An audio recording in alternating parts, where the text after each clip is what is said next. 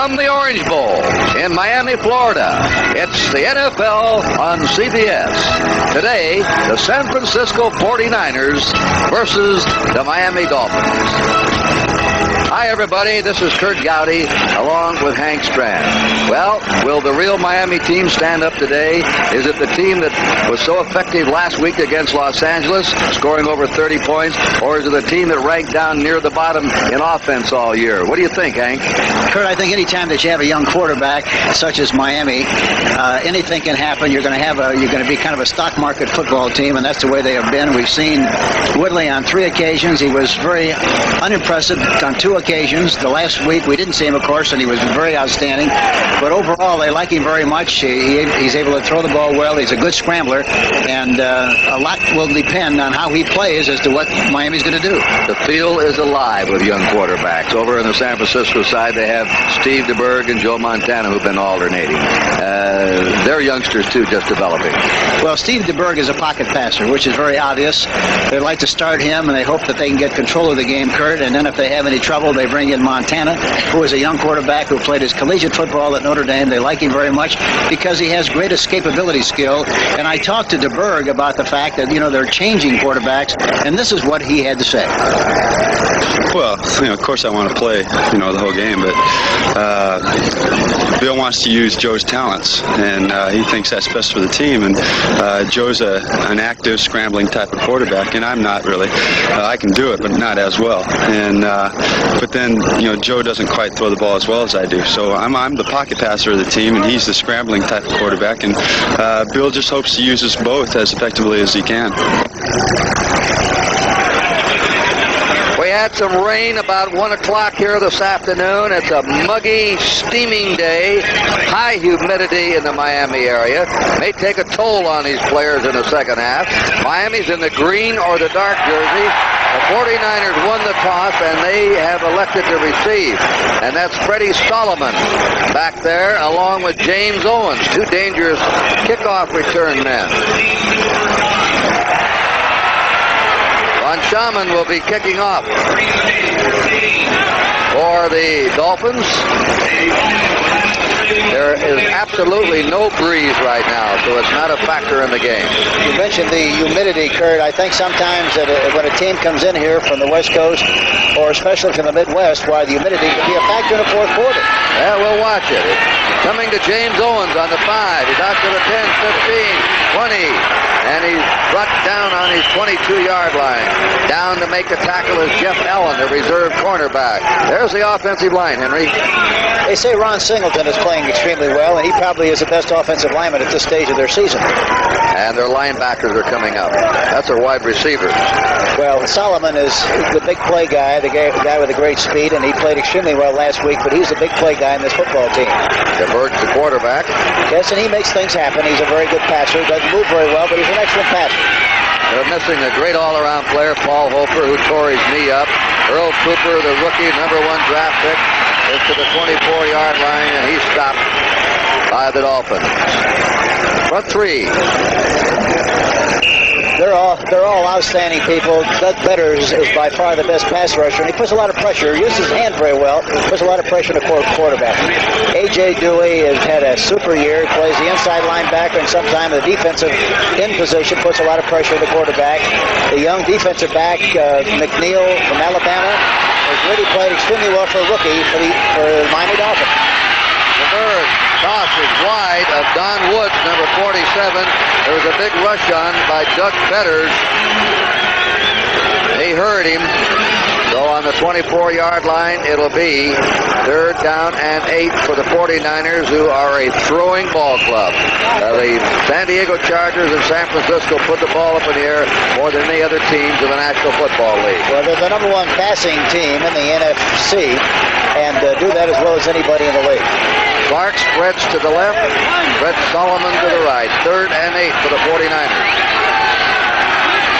Doug Betters is an excellent pass rusher and really does a good job of using his hands. That ball is jarred loose. It was intended for the tight end, Charlie Young, and number 44, Doug Bedoin, who went in as a nickelback, jarred it loose. Here you see DeBerg going back into the pocket. The pressure is pretty good, but you see Benner's coming from the outside. The ball was a little bit high. It falls incomplete. Punt formation. Jim Miller is kicking.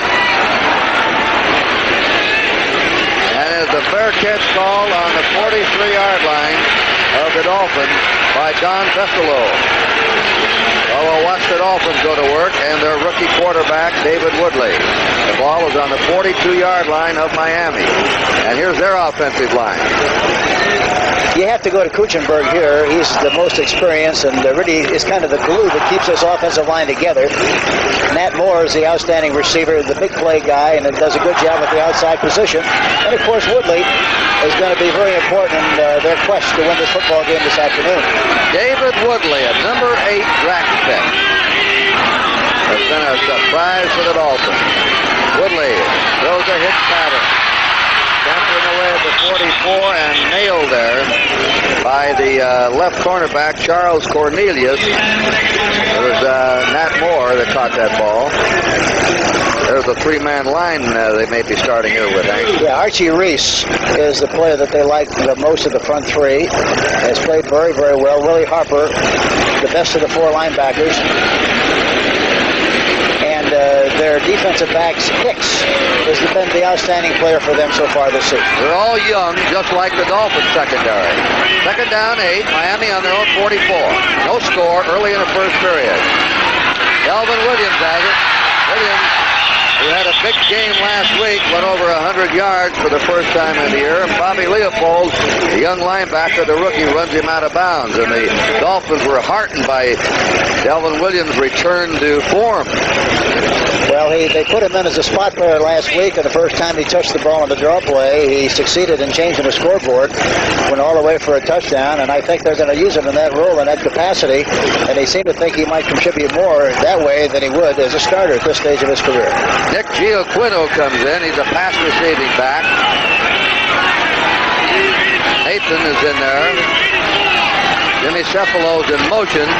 Woodley setting up. Throws. He completes it. And out of bounds is Tony Nathan. It's a first down. So Woodley hits his first pass of the game. His second one, 2 out of 2. There you see a man in motion going across the formation.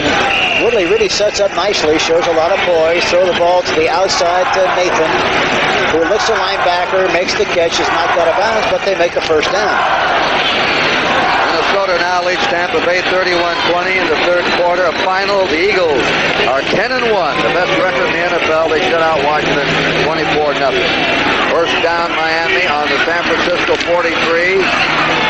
And they get outside, running hard and bowling out is Terry Robisky, who started his career with the Oakland Raiders, and Dwight Hicks, the safety man, had to take him out. But a good gain for Robisky. That time they line up in a double tight end offense, had the flanker set up to the left side. The cornerback on the left side for the 49ers, Cornelius, was playing very soft. By that I mean he's playing deep. They had a lot of running room. The tight end made a good block on the linebacker, and the rest is history. Made a nice gain on the play. Second down, 2 to go. The Dolphins on the 49er, 35. No score early. Robisky to Nathan. Nathan takes away and has the first down. Just short of the 30. The former Alabama star, I believe now starting to come into his own in the National Football League, Hank. Yes, he is. He's doing a very good job of running, and in conjunction with that, he's an outstanding receiver. He came into this game with 32 catches. And that time it's unusual that that play worked because they had a double coverage on the outside people, and all Charlie Johnson had to do that time was come up a little bit more aggressively, but he didn't come up as tough as he should have, and for that reason they made yardage on the play. Giants 27, Green Bay 21, 50 seconds to play in that game. First down Miami, 49er 30-yard line. Woodley hands off to Delvin Williams. Pounds over the 30 and goes to the 28. Willie Harper, who leads the club in tackles with 49, the left linebacker, made the stop on the play at the 49er 28. Give him 2 yards. It'll be second down and 8. Double tight end again that time, Kurt, and that time Terry Rubisky, the fullback, did not block the linebacker, the left linebacker, Harper. For that reason, they did not make yardage on the play. Final, Atlanta defeated New Orleans 31-13. New Orleans has not won a game. Atlanta now is 8-3. 5 secondary backs in. Woodley setting up. Throws right on the button. There's a flag down. A flag dropped by the official nearest to the receiver. Willie Harper had to cover that play. Jimmy Cephalo. He's throwing well, Hank.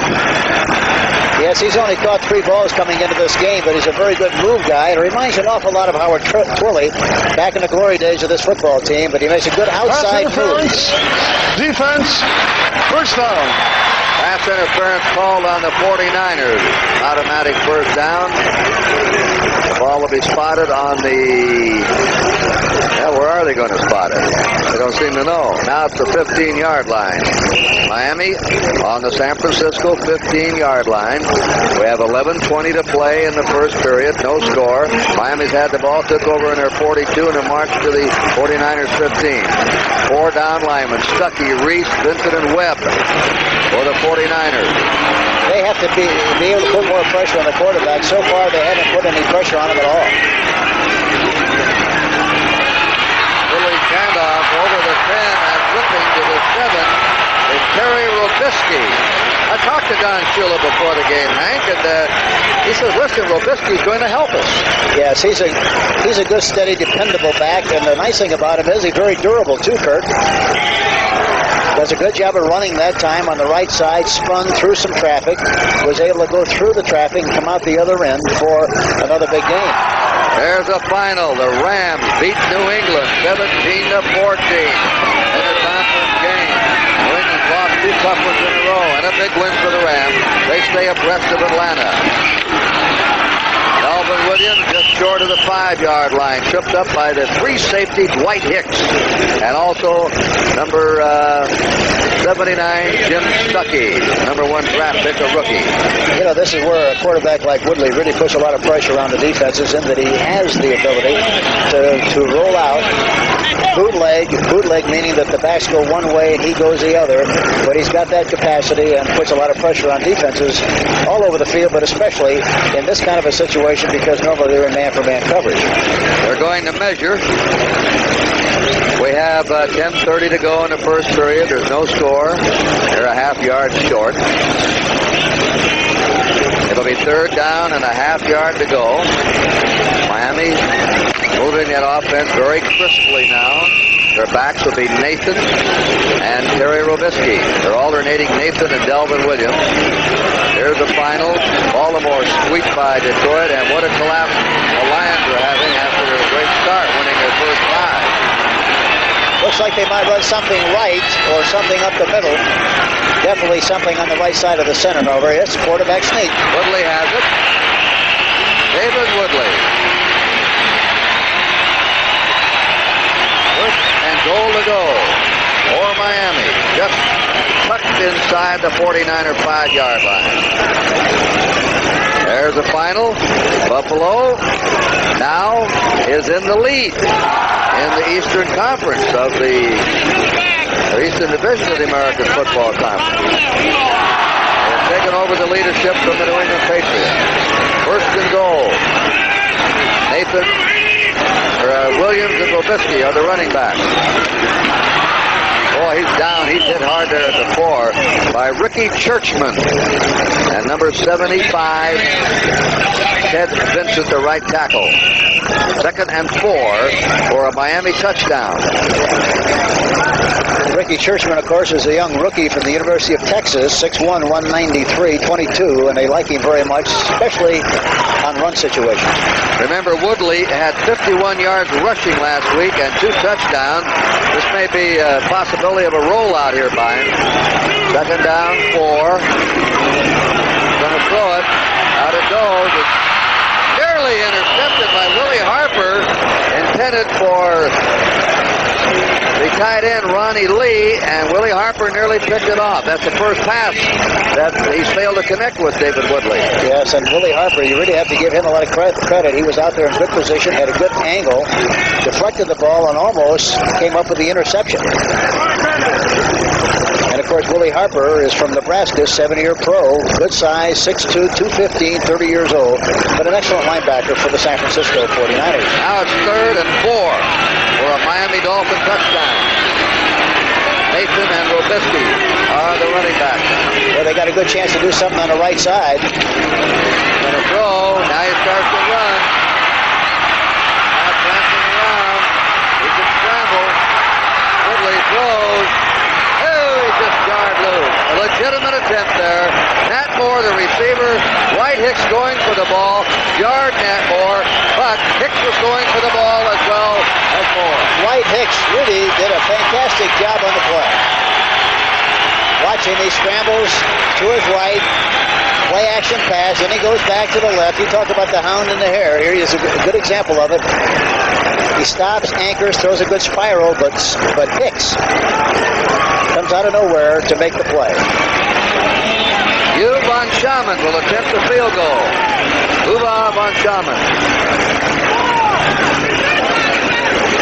Well, they got down inside the 5 and couldn't get the touchdown. The kick was up, the kick was good, and Miami grabs an early 3-0 lead.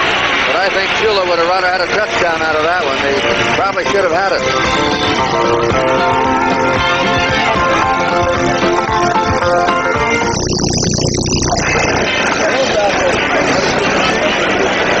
Now, I want to correct myself on the Atlanta club won today, beating New Orleans. They're now 8-3. Los Angeles won. They're 7-4. They're one game and behind Atlanta. Here's a driving kick that is going to go through the end zone for a touchback. And the 49ers will have the ball on their own 20-yard line. So right now, Buffalo, Cleveland, that's the final, wasn't it? Cleveland over Pittsburgh? Yes, it was. That just about knocks Pittsburgh out. They're 6-5. Cleveland 8-3. Houston will be playing the Bears. 2 wins in a row for Cleveland over Pittsburgh. They haven't done that in years. First down, 49ers on their own 20. They like to play with a double tight end and like to throw the ball out on first down. They haven't done that so far, however. That's Don Woods of New Mexico, a 7th-year player, going for 4. He ran into Kim Bocamper, the left linebacker of the Dolphins. The ball is on the 49er 24, 2nd and 6. You know, the 49ers employ a lot of double tight end offense, especially on first down, early down, because, number one, they feel it's a balanced formation whereby they can run right or left, plus the fact they like to flood areas and they keep the tight end, the block, away from the flanker. The Berg has completed 56% of his passes. He throws it out to Woods. 25. Woods has a first down. Just nudging his way across his 30. Tackled by Doug Betters, who is trailing the play. First down, 49ers. On their 31. Final for Baltimore-Detroit. We gave you that one. 10-9 Baltimore. Cleveland defeated Pittsburgh. Denver leading the Jets 3-0 in the first period. And well, now wait a minute. We've been handed a wrong score up here. Well, let's find out. We'll have our producer check New York on the Pittsburgh-Cleveland. Earl Cooper, the rookie, out of bounds, and the flag goes down. They throw the play-action passes extremely well. This time they fake to the fullback. Wood goes down and clears out the area. Cooper is in the flat, has a linebacker licked, makes the catch on the outside. The ball is thrown perfectly right at the numbers so he can make the catch and head upfield. Finally knocked out of bounds, but a nice-looking play by the 49ers. Well, we had some faulty information given to us. Pittsburgh defeated Cleveland 16-13. The other way around. Well, that gives Cleveland a record of 7-4, and Pittsburgh now is 7-4. And the two teams have split their 2-game series. Cleveland winning in Cleveland. The Bird Bird to Cooper. Cooper at the 40 and is dropped at the 41-yard line. He's hit there by Ralph Ortega, the inside linebacker.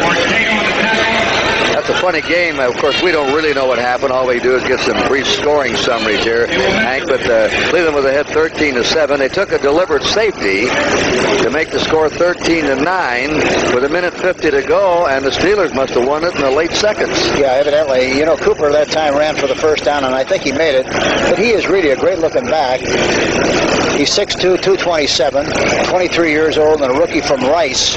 But he catches the ball very well. He's got excellent speed and quick feet, pretty happy feet, and so you got to be impressed with Earl Cooper, the fine young rookie for the 49ers. You know who likes him? Don Shula. Said he's one of the best backs.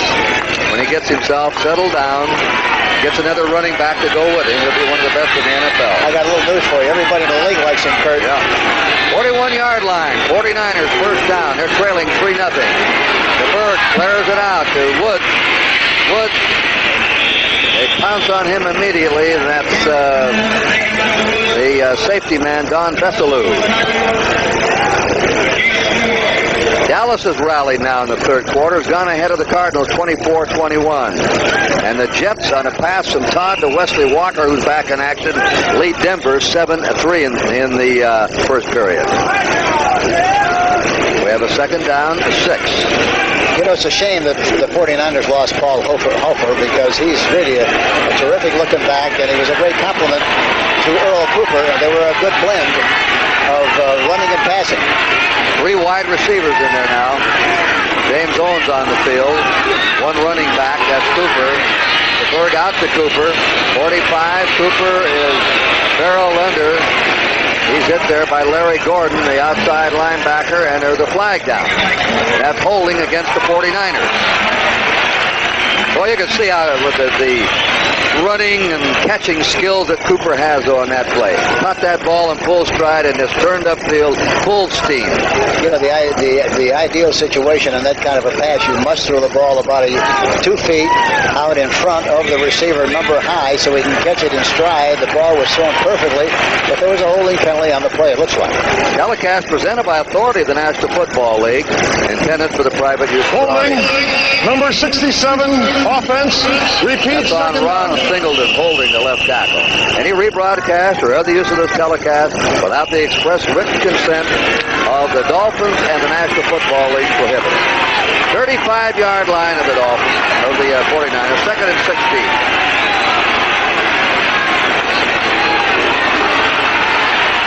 DeBerg toss, right on the button. And that's a good catch there, getting away from 2 men momentarily. Freddie Solomon, who, according to his coach Bill Walsh, is having an even better year than he had last year. You know, that time the tight end was coming across the middle, and DeBerg looked outside almost all the way. Solomon made a fine outside move, even though there was double coverage on the play, and he picks up enough yardage for the first down. The ball was thrown perfectly right at the numbers. Hank, he's had the longest pass reception for a touchdown this year in the league, 93 yards. He's capable. He's got great speed. 49ers at the Miami 49. Cooper trying to cut back, and they take it right down to the line of scrimmage. Ralph Ortega led that charge, 54, and A.J. Dewey, the other inside linebacker, number 77. Cooper that time, like so many backs in the league, running to his right, had the ball in his left arm. Pursuit is coming from the inside. As he was hit, the ball was fumbled, but they gave it back to the 49ers. But it's a very dangerous thing to do because that's where all the pursuit is coming from, and that's where all the fumbles usually occur when the back's carrying the ball in the wrong arm. Young, the tight end, is out. Woods, the running back, is out.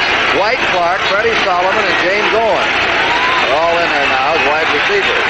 Dewey goes into the line as an extra pass rusher. 4 men up now. DeBerg has the protection, and he has a strike complete to Freddie Solomon, number 88. Right on him was Don Bessalou, the safety man, number 46. You know, that time they had an option. He had an option. He sent the fullback in the flat to occupy the linebacker, Gordon, and then the receiver went down on a hook. And he has a chance to either hit the hooking receiver or the back. The linebacker was close to the back. He threw the ball downfield on another big play by the 49ers. And the Giants are in a winning streak, 2 in a row now. Minnesota's coming on now. They may go ahead and win that Central Division. They've won their 3rd in a row today. 3rd down, 3 to go. Something left, possibly. There they go, left. The pass left. They get it to big rookie Cooper, and he skips out of bounds with a 1st down. Oh, how he rolls out of that backfield, Henry. Yeah, he's a smooth runner. Isn't he, though? Yeah, he really effortless. is. It's at the 38-yard line of Miami. This is the 49ers' deepest penetration. See, here they flood the zone again. And they have an outlet in the flat.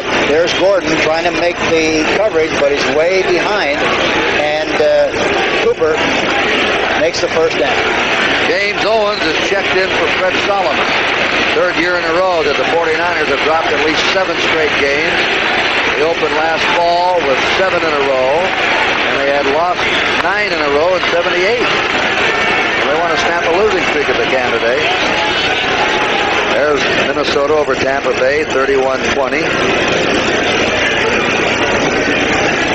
Easton Ramsden at tight end, number 80, goes in for Charlie Young. 1st down, the 49ers on the Miami 38. Miami ahead, 3-0. Late in the 1st period. They got a blitz with Dewey coming inside, but he doesn't get there. Tight end, Ramsden has it. He may have a 1st down. Larry Gordon had to nail him around the ankles from behind.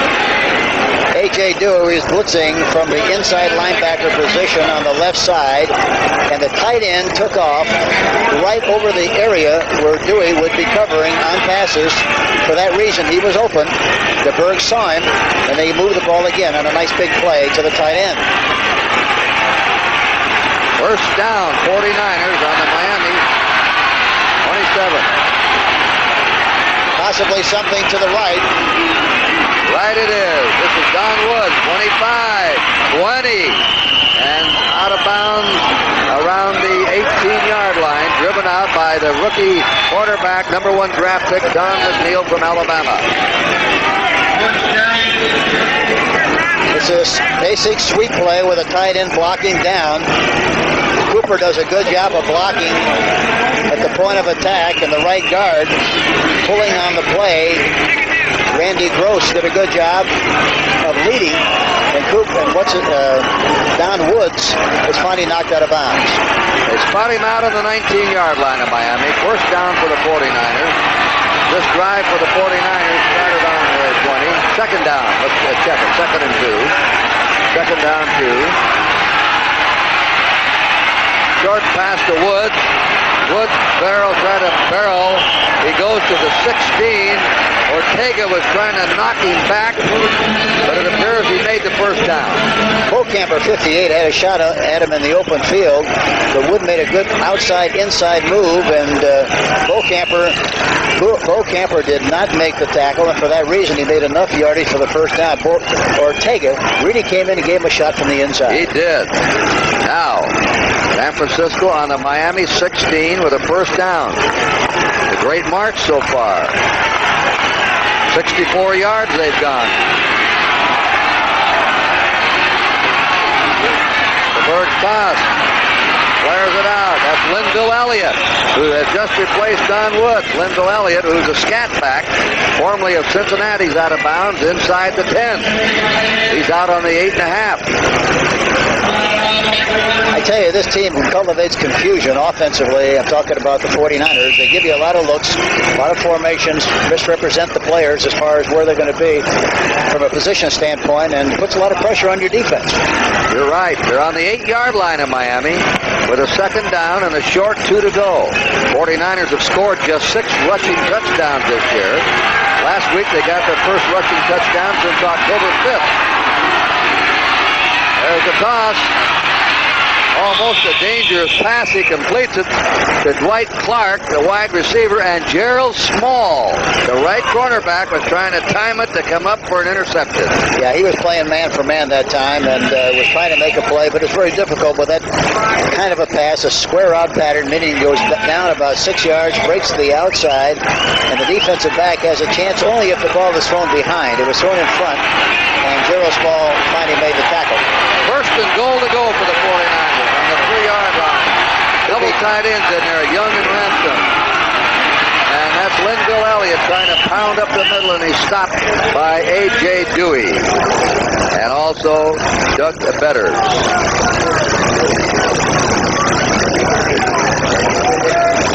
And they put it down on the 1-yard line. It'll be second down, a yard to go for a 49er touchdown. I tell you, Bill Walsh and his staff have really done a good job with this team. Even though they've lost 7, Kurt, they have an outstanding philosophy. They know what they want to do, and they need a lot of help from a player standpoint, but they do an excellent job with what they have, I think, Kurt.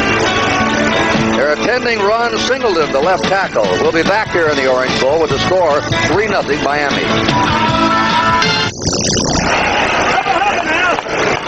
A young Dolphin watching his team trying to defend its goal line because the 49ers have second down and a yard to go for a touchdown with 1 minute 18 seconds remaining in the first period.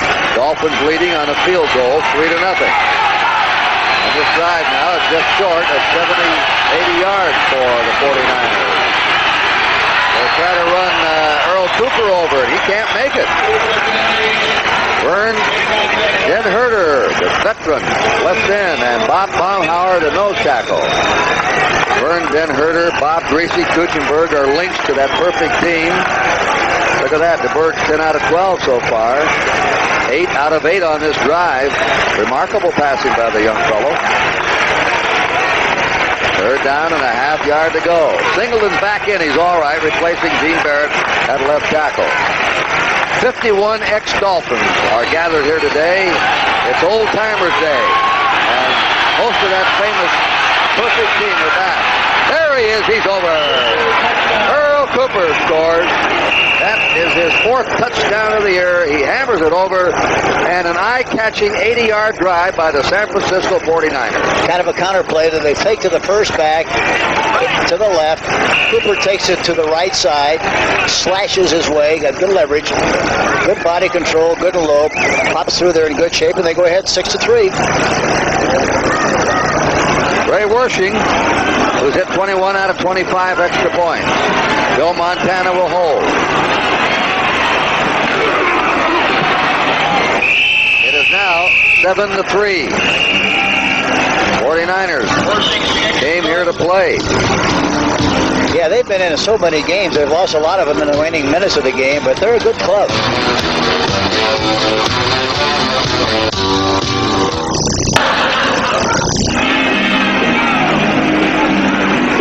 Ready to receive now. Ray Wersching will kick off. Don Fessalou is deep. A hop right to him at the 8. He's up to the 15, to the 20, 25. Scramble, and he's at the 27-yard line where he goes down. Look at that drive. That's a coach's dream, 17 plays on a drive, Hank. Yeah, it's a beauty, and they mix up with possession-style passes and some runs. It's a very important thing for the 49ers because they're not a very good team defensively. Everybody knows that. They're 13th in total defense, 10 against the run, 13 against the pass. And so the best weapon they could possibly have is an offensive weapon where they keep the Miami Dolphins on the bench offensively. Unless they throw a quick, incomplete pass, this could be the last play of the first period. Ray Rhodes is in for Cornelius at left corner. Delvin Williams and Robisky are the running back. This is Delvin Williams out to the 30, 35, cut back, first down. Dropped the ball out of bounds, but it's out on his 43-yard line, and the quarter is over in the Orange Bowl. The end of the first quarter with the score. The San Francisco 49ers 7 and the Miami Dolphins 3.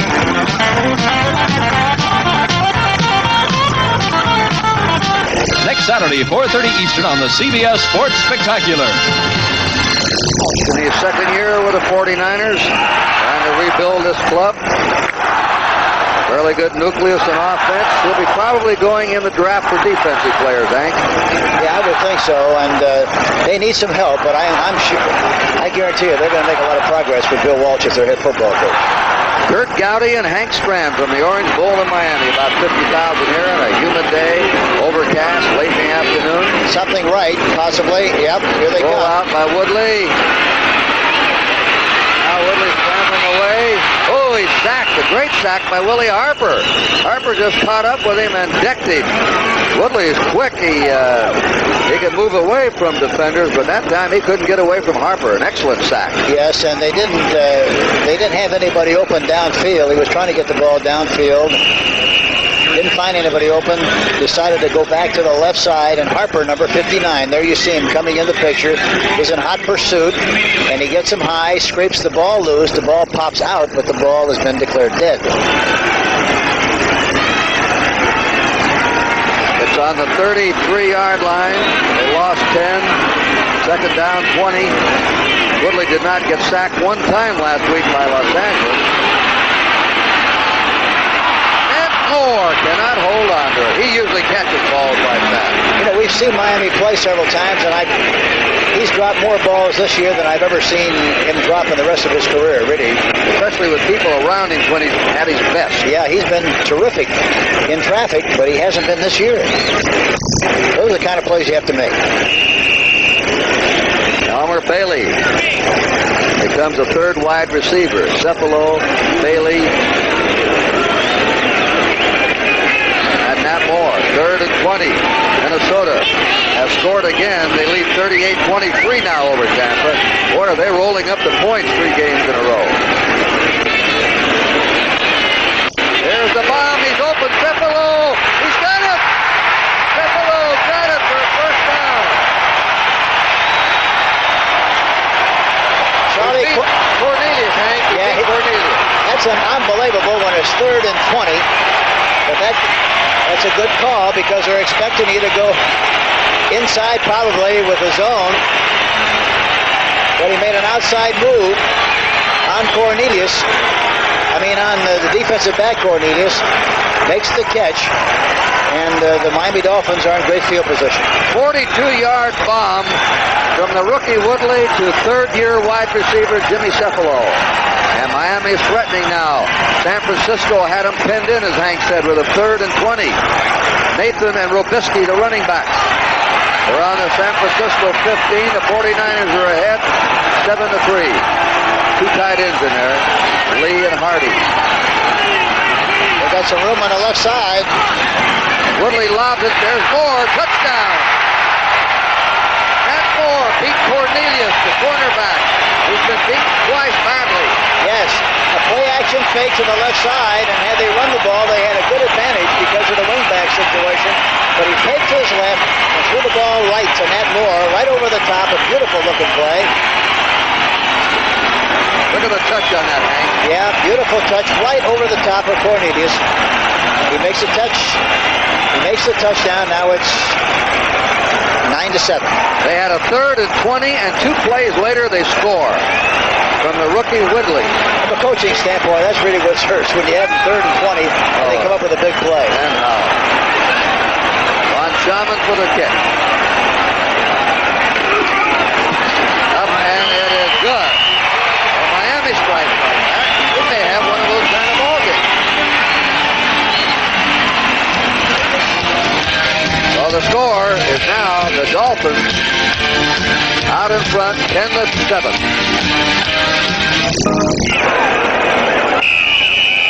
Kickoff now by Von Schaman. Solomon and Owens are deep. It is coming to Owens on the 12 to the 20. Stripped down at the 22 or 3-yard line. The Bears lead Houston. Second quarter, field goal by Thomas. 27 yards, 3-0. There's the Miami drive. 5 plays, the last 2 did it. The passing arm of rookie Dave Woodley, who has now thrown 4 touchdown passes in his last 5 and a fraction quarter. That's why I mentioned earlier, the best thing in the world for the 49ers is to keep possession of that ball as much as they can to keep that offense off the field, because their defense leaves a lot to be desired. They need a lot of help. Steve DeBerg. Something left possibly from a run standpoint. Nope. Right over the middle for a first down to Freddie Solomon. Freddie's caught his third pass.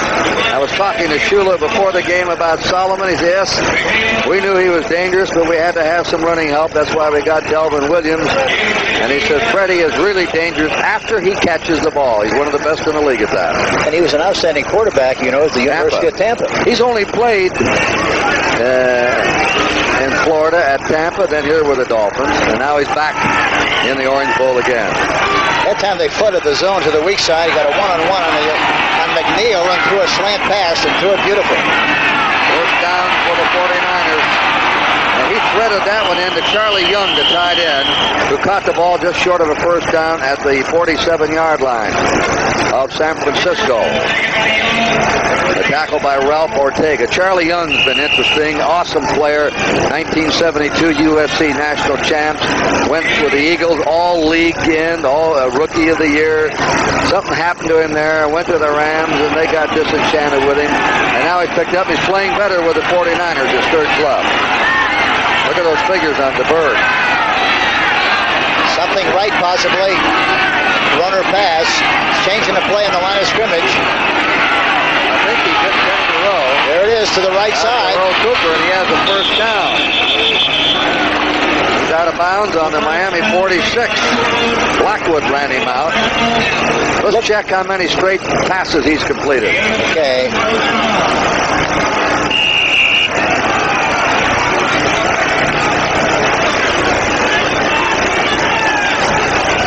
See, there he throws the ball. It's so important to throw the ball out in front of the ball carrier on that kind of a possession pass. And DeBerg has a wonderful touch thrown to the backs. Hankey's completed 13 in a row. That ties a club record. Don Wood tries to counter off his right guard. Not much to the 44 of the Dolphins. Vern Den Herter made the stop there. DeBerg, 13 consecutive completed passes. Earlier in the season, Joe Montana completed 13 in a row. Of course, both quarterbacks under Walsh's offense throw a lot of those little swing or dump-off passes. Well, they throw a high percentage kind of a pass, so they don't get the ball upfield too much unless they have the right kind of an opportunity against man-for-man coverage. But they have a good knowledge and understanding of it, and an excellent philosophy of moving the football on possession-style passes. He hits one more here. He'll break the 49er record. I think that's a legal motion, a legal procedure. I think the right tackle, Keith Farnhurst, that time was offside. Number 71. Start. Number 71. That's who it is. Farnhurst. To put the ball back on the Miami 49 and make it second down, 13. The score is 10-7. Miami leading San Francisco. 11 minutes, 11 seconds remain in the first half. False start. 71. Still second down.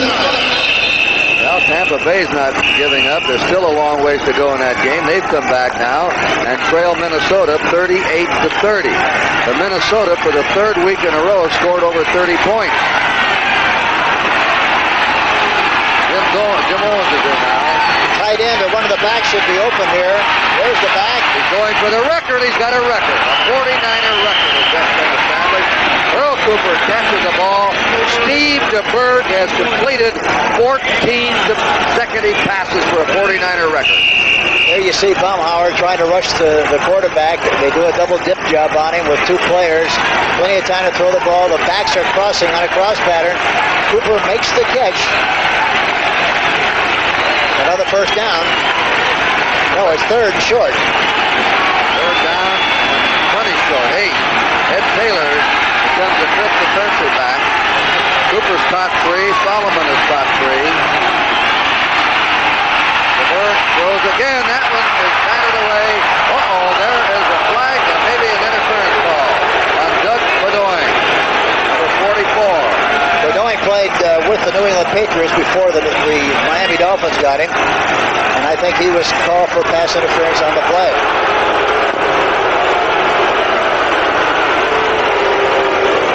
And Bedoin played his collegiate football at the University of Minnesota, 6'1", 190, 5-year pro, was 26 years old, but again, played his collegiate football at the University of Minnesota. see what they're calling this. Is it holding? Illegal contact. Number 44, defense. Automatic first down. Illegal contact. Automatic first down. San Francisco on the Miami 39.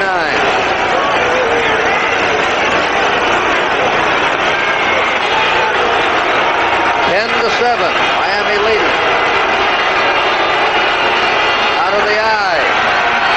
Cooper trying to get outside. They're hemming him in. And they contain him. They stop him at the 39 of Miami. The two safety men slid along the line of scrimmage and refused to let him turn on him. Blackwood and Vestalou. It looked like the play was designed to go off tackle more than it was outside. It was an option play. It looked like he had more of an opportunity to stick it up in tight off tackle. He probably would have made a lot more yardage on the play. But here again, the back has to make a decision, right or wrong. And once he makes it, he's got to go with it. And that's exactly what he did. You might wonder in that pass interference call, did it break the streak? The streak is still alive. DeBerg has broken the all-time 49er record in this game. 14 consecutive completions. Here's the tight end Ramsey on a reverse. They knock him out of bounds on the Miami 35-yard line. Larry Gordon's the man that took him. Now it's going to be 3rd down 6. So, Hank, young DeBerg still has, after this reverse we'll talk about it. Yeah, they make a double fake inside, and Ransom goes to the outside. But they really keep you off balance with this kind of stuff, Kurt. They turn the backs, get the ball downfield, run reverses, and do a good job of confusing the defense. The all-time NFL record for consecutive passes is held by Burt Jones. He completed 17 in a row. Anderson hit 16 in a row. Dawson, Namath, and Manning all hit 15 in a row. DeBerg going for number 15 in a row. Throws, he's got it. He's got it. 15 in a row for Steve DeBerg. Earl Cooper caught the ball at the 30-yard line. And Steve DeBerg is threatening an all-time NFL record. They put a lot of pressure on him that time, too. I'm surprised that he got rid of the football. Look at Doug Betters, number 75, trying to get to the quarterback. Baumauer inside. He got some good pressure. And look at Cooper stretch as much as he possibly could to make the first down. Fourth and 1. 4th and 1 to go. San Francisco on the Miami 30. With the score 10 to 7 Miami. 8:50 to play in the first half. Woods, stop! They do not get the first down. Woods is stopped by Vestalou, the safety man. They jammed him up. And it appears as if the Dolphins will take over.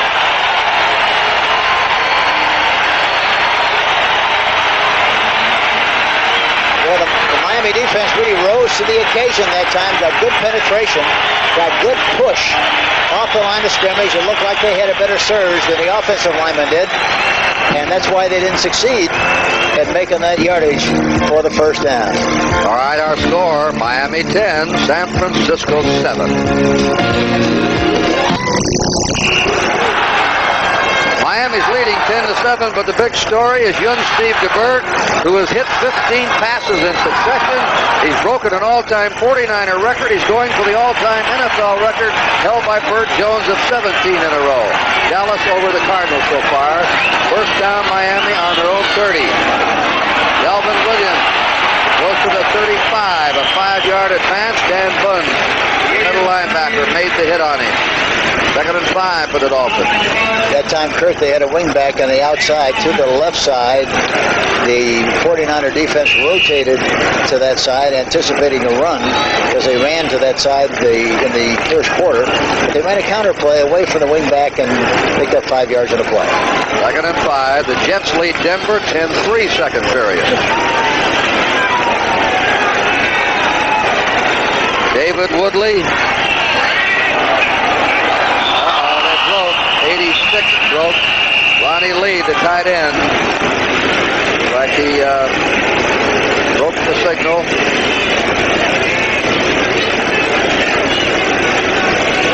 Simple call.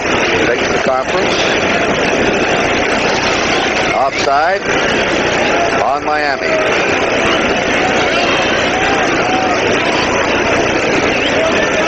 Williams is coming out. Ronnie Lee is coming out. They're going to get Cephalo in there. Tony Nathan for some passing skills. This will put the ball back on the Miami 30 and make it second down 10. 10-7 Miami. 7:59 to play in the half. Bob Greasy says his arm is bad, his shoulder. They think he has torn muscles, Hank. Yeah, they've taken a lot of x-rays, and they can't seem to find anything dramatically wrong with it, except that he can't throw, which is really a problem. Now watch that Lee move there. I used to call, I've done so many games out of this Orange Bowl over the years of the AFL. Encroachment. Six. Fence. Still He to me was the ultimate neurosurgeon of the quarterback. Very cool. He could really take that scalpel and pick you apart. Yeah, he'd slice you up. He really would slice. Second down 10. Woodley's pass right there. Fumble. And Matt Moore pounces on it. Then there goes a flag down. And it may be on number 57, Dan Bunn, for a late hit. Matt Moore pounced on the fumble that was lost by Nathan after a completed pass. I tell you have to be impressed. Have to be impressed with the way he's throwing the football. They blitzed the linebacker at that time, Harper, but he had no rush whatsoever and hasn't had much of a rush all afternoon. I'm talking about Woodley and talking about the absence of the 49er rush. We don't see the late hit. Really, here it is. But Bunch, to me, was just trying to, I think we're trying to recover the fumble. Yeah, I think that's a bad call, Kurt. I really thought he was trying honestly to recover the fumble. He saw that it was loose. Yeah. He didn't even hit him. He was going for the Unnecessary ball. roughness. Yeah. Late hit. Number 57 defense. Late hit ball on Dan Bunn. Yeah, that's to me is a bad call. You don't see very many of them because the officials normally do a good job, but I thought that was a bad one. Miami's ball, first down on the 49er 38. Calvin Williams, Terry Robisky are the setbacks. Cephalo and Nat Moore, the wide receivers.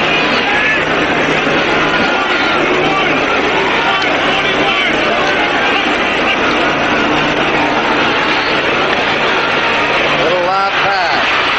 It's complete to the 35-yard line. Goes to Terry Robisky, who just circled out of the backfield, and then he was brought down by Archie Reese. Yeah, that time, Robisky that time kind of delayed, watched the linebacker get depth, and then snuck out to the left side, and it was open. And Archie Reese, number 78, comes in from the inside-out position and makes a tackle. Now it's 2nd and 7. Shula down there with a bare head. He looks like a coach. Lee and Hardy, a double tight end.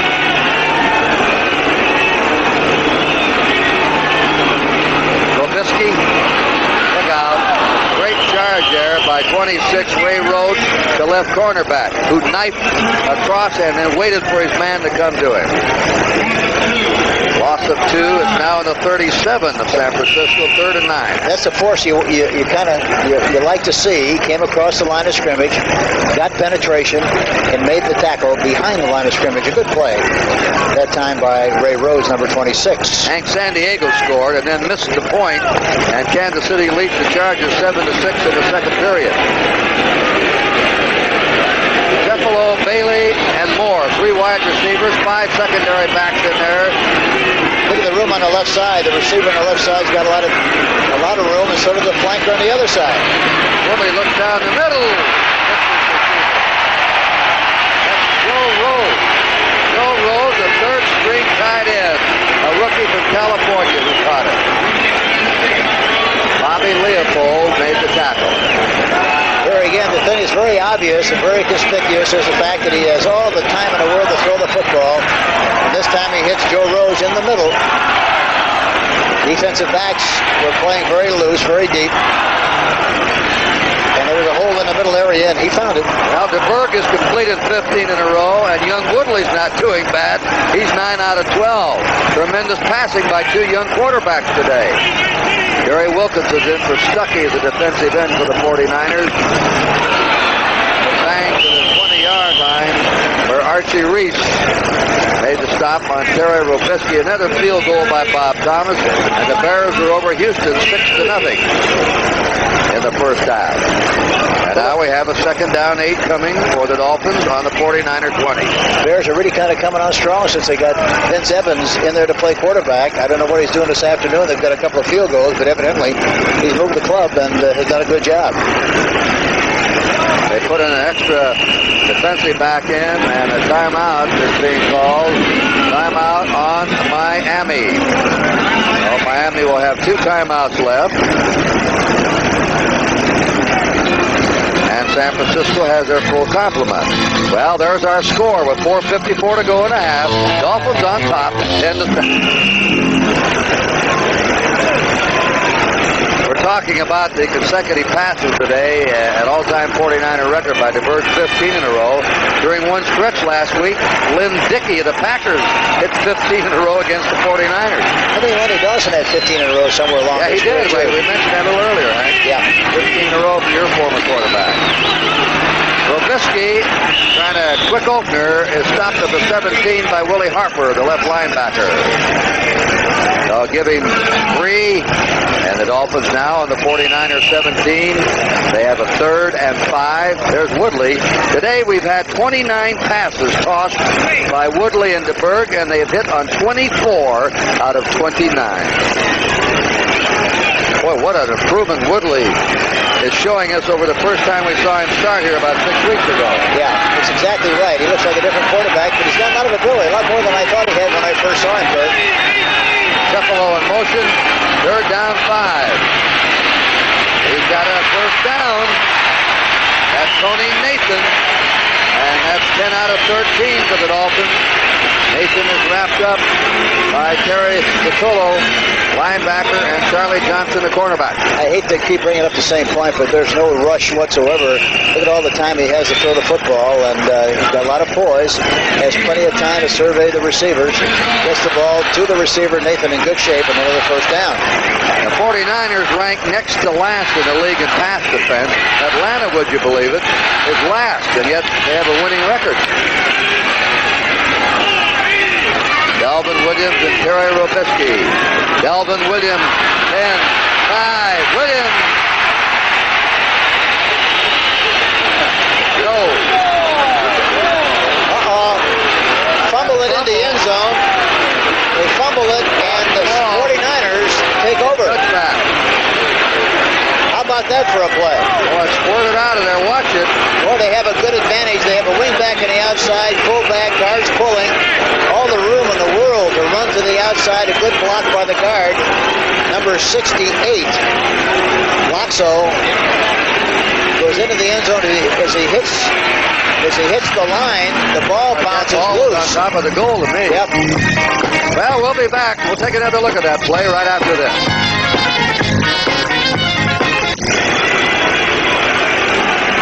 Watch this. The ball must be on or over the goal line. Well, he doesn't cross the plane with the ball, Kurt. As he comes down, evidently the point of the ball did not cross the plane. Bounces out. The 49ers recover in the end zone, and they give him a touchback. Very, very close call. Yes, it was, but it has to cross the plane. And obviously, in the opinion of the official, it did not cross that plane. Well, the 49ers get a big break, and the home fans are booing. 49ers ball on their 21st down. Miami leading in this game 10-7.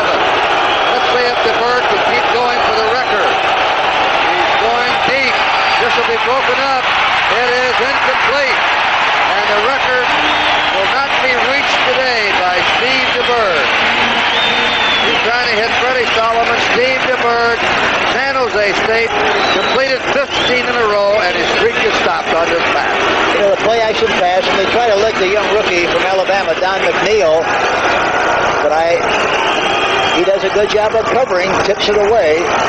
And I guess the Rams tried to throw deep an awful lot last week on McNeil. They didn't succeed in doing it.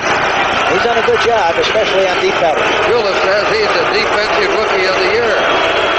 Well, Burt Jones still holds the record, 17 successive completed passes. The Bird streak stopped at 15. And out he goes again. This time he hits Dwight Clark. Dwight Clark's girlfriend is Miss Universe. First American to win that in 13 years. And you know what she wants to be? A play-by-play sportscaster. Maybe she'll be up there in the booth. Are you listening, Rona Barrett? Maybe she'll be up there in the booth someday describing some of her catches. There's a long toss, and my boyfriend Dwight runs under it. He's got it. You're going to have to change your voice a little bit, though, Kurt. Well, she's going to have to change hers. On the 27-yard line, 3rd and 3. 49ers trailing 10-7. A little over 2 minutes to go. Quick toss, Mike Clark, short of the first down. Flag down. Flag dropped on the play. Might have a face mask involved here. Rusty Chambers was in there. Don McNeil, the rookie from Alabama, is in it. Let's see. McNeil comes up to make the tackle. Looks like he's high. He might have got a face mask. Hard to tell. Or it had to be maybe on Rusty Chambers, who came in late. We'll have to wait and see what they call. There you see a high tackle by McNeil, and there's a possibility. It looks like he might have his hand in the area of the face mask, and maybe that's what they call. I don't think there's any doubt about it. Automatic first down for the 49ers.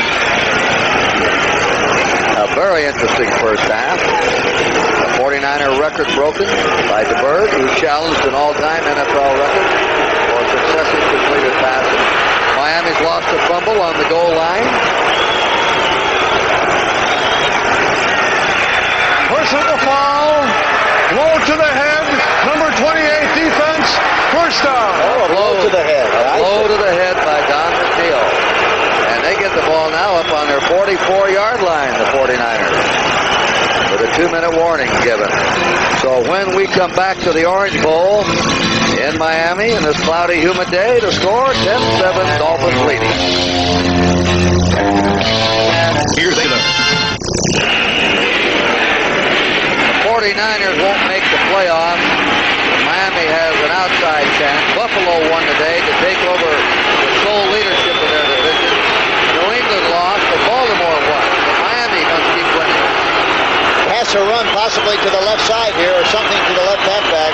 First down from the 44. Right down the middle, it's complete. Fumbled by Clark. Miami scrambling for the ball. It appears that Miami has it. A completed pass and then a fumble by Dwight Clark. Don McNeil diving on it. And it is the Dolphins ball.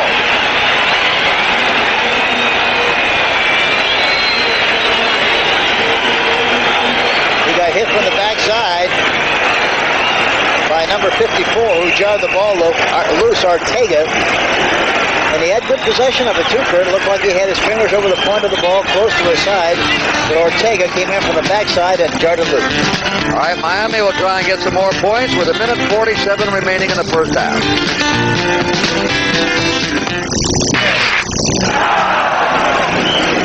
Dallas rallied to beat the Cardinals 31-21. They now won 8 and lost 3. The Eagles won today, 2 games ahead. Looks like Dallas could be the wild card team in the National Conference. They may be challenged, though, by the Rams if they don't beat out Atlanta, or Atlanta if they don't beat out the Rams. Atlanta won today. They're still on top. They won 8 and lost 3, and the Rams have won 7 and lost 4. On first down, Delvin Williams, 30, 35, 40. Goes to the sideline and gets out of bounds to stop the clock. He was driven out by Charlie Johnson, the right cornerback. Delvin Williams coming alive the last 2 games. Been a disappointment last year and this year, although still the Dolphins' best running back. He now has 53 yards in the first half. It might be the way they're playing him in a supporting cast role, why he's doing very well. Why is it some athletes are better coming off the bench than they are starting? Well, Delvin Williams started for many, many years, as you know, Kurt. And maybe at this stage of the season, maybe he just doesn't have the capacity to play 60 minutes anymore, and this is a better situation for him. First down, Miami from their 45. Woodley going deep down the middle. Oh! Just broken up by Ricky Churchman. Joe Rose, the tight end, who evidently can get deep. He can run. Nearly had that one for a score. Look at the rush. They don't have much. You've got plenty of time to throw the ball deep. Breaks free. Went right through his arm. Yeah, he should have caught it. Should have caught it. I believe the ball was just deflected the trajectory enough to throw him off. It could have been, Kurt. You couldn't see it on the replay, but it could have been. But boy, Woodley threw it perfectly. Yeah, well, he looks good today. He's had the touches. He's hit 10 out of 14. One touchdown. Second down 10. Plenty of time again. That pass intercepted by the 49ers. Tina Turner has it, number 58, and goes out of bounds. And that's the first interception of the game. The 49ers have a scoring chance. And that's what you hope for with just a 3-man rush, 8 men covering. You hope that maybe he'll make a mistake and throw the ball poorly to the wrong guy. That's exactly what he did there. Throws it right to Turner, who makes a fine interception. The young linebacker from Purdue University. I knew you'd like that. Yeah, the old Purdueskies. Scores and highlights with Brent Nerve coming up at halftime. We'll have lots of action to show you what's happened today in the NFL. And Turner is 6'2", 219. Rookie, as I mentioned, from Purdue. First down. 49ers on the Miami 46, 10-7 Miami. Well, they have a 2-man rush that time. That's all they had. Woods is contained at the 43-yard line of Miami. That's just a 3-yard gain. Ken Bocamper got to him first. It'll be 2nd and 7. We're coming up to a minute to play in the half, and they're not going to use a timeout. They had a free call play. So the Birds fading. He has a man open at the 30, and that's number 87, Dwight Clark. And there was a little hit there you saw after the play. Some of the fans thought they should have called a foul. Now it's at the 27-yard line of Miami. They're moving the sticks down, and there's 49 seconds to go. And Worthing's an excellent field goal kicker. He's had a very accurate record this year. Worthing has hit 12 out of 15 field goals and has made 12 out of 13 of 50 or less. And the 49ers stopped the clock. What a day Steve DeBerg is having. Broke the 49er record, completing 15 in a row. He has now completed 20 out of 24 passes, 159 yards, and a touchdown. You know, he's a 3-drop, 5-drop passer. I'm talking about steps. 3 steps, 5 steps, and throws the ball.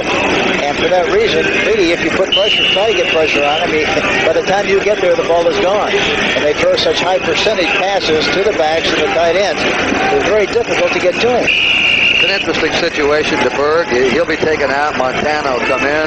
They're both young players. Montana's second year, DeBerg's fourth year. But is that a healthy thing, Hank, to have 2 quarterbacks fighting for the job every game? No, I don't think it is, but you have to do the best you can to win football games. And if one player has a certain skill, certain stages of the game, it's very important to do everything you possibly can to express that skill. A catch by Solomon. Up for the interception was 47 Blackwood, and it came off his hands to Freddie Solomon. And now another timeout called by the 49ers to stop the clock with 40 seconds remaining. San Francisco has 1 timeout left. Watch this deflection. Yeah, and watch all the time he had to throw the football again. Good concentration on the part of Solomon. Blackwood comes in to try to make the interception, but Solomon maintains good concentration and makes the reception. They're short, Henry, of first down. They'll have second down, a yard to go. That's wrong. San Francisco should have 1 timeout remaining.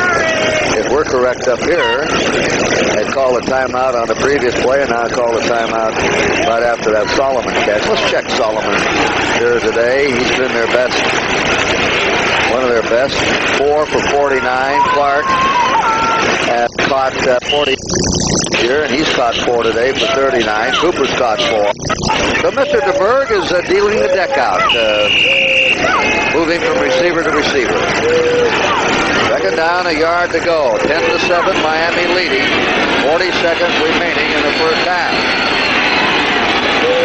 Very interesting first half. Miami's lost a touchdown when Williams fumbled the ball away just short of the goal line. Everybody breaking on that one. Ron Singleton may have moved to left tackle. Miami was charging. That's Singleton, number 67. Yeah, I think that's who did move on the play, and he's 6'7", 267, 4-year pro from Grambling.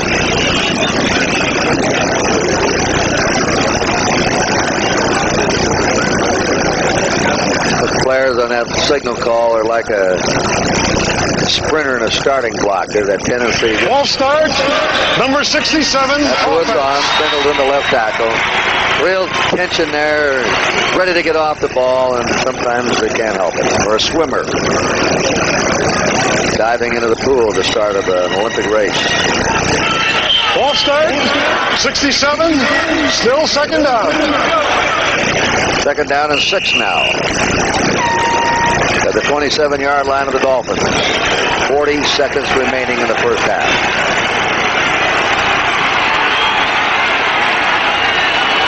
They double the outside receivers here. The back of the tight end. Uh-oh. He fell down. Don Woods was wide open. They had the blitz on that time. DeBerg read the blitz and tried to dump it off. But Clark fell down, and with the rush, he threw it short to him.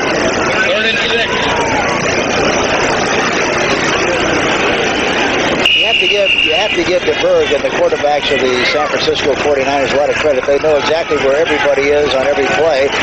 And in conjunction with that, they very rarely ever get caught for a loss on a play. They give it to the ball, so it doesn't wind up with 3rd and 20, 3rd and 36. 3rd down and 6. 30 seconds to go. That's Woods.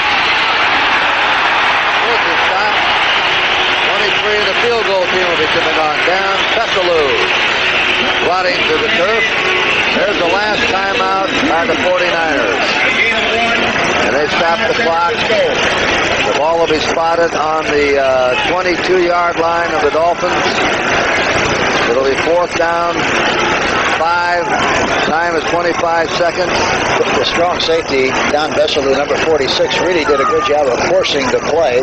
Had no chance whatsoever to get any more out of the play than he actually did. I wonder why they took the timeout. They had 25 seconds to get the field goal team in.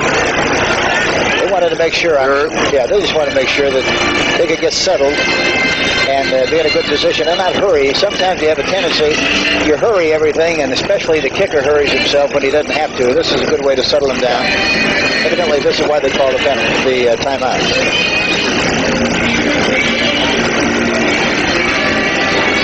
This will be probably a 39-yard field goal attempt by Ray Wersching, who has hit 12 out of 15 this year, 12 out of 13, from 50 yards in.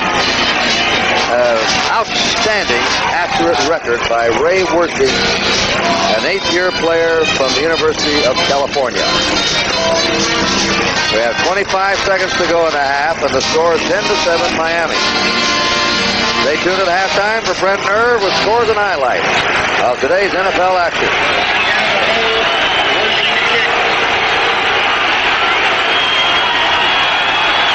A 40-yard attempt. It's down, it's up, and it is no good.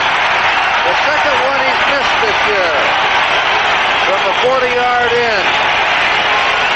Out of 16 attempts, he's missed only 2. And that cost him a tie.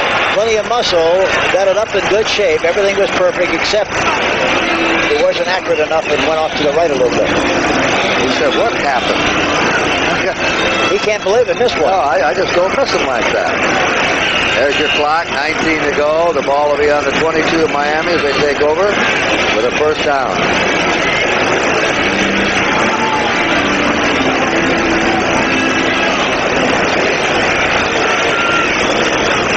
What your premium used to run around and say, I kick a touchdown.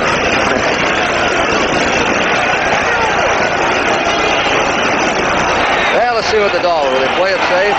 No. They're going to pass it. They try to set up a screen to Nathan. Nathan is pulled down on his 29-yard line by Lawrence Pillard. A tackle, and the Dolphins are asking for a timeout. They have one left. I I guess they want to try and hit one long play and then maybe get a field goal or a touchdown out of a long bomb. Yeah, as effective as they have been, throwing the football, and they haven't really got much of a rush at all for the 49ers. They're going to throw the ball and get it up the field as much as they possibly can. Hopefully, maybe have some kind of a play. Hard to believe, but with just 8 seconds left in the clock. But again, I mentioned both teams, either team has really put any pressure on the quarterbacks here this afternoon. Lawrence Pillar made a good play that time. That Pillar, 6'3", 260, 5-year pro from Alcorn State.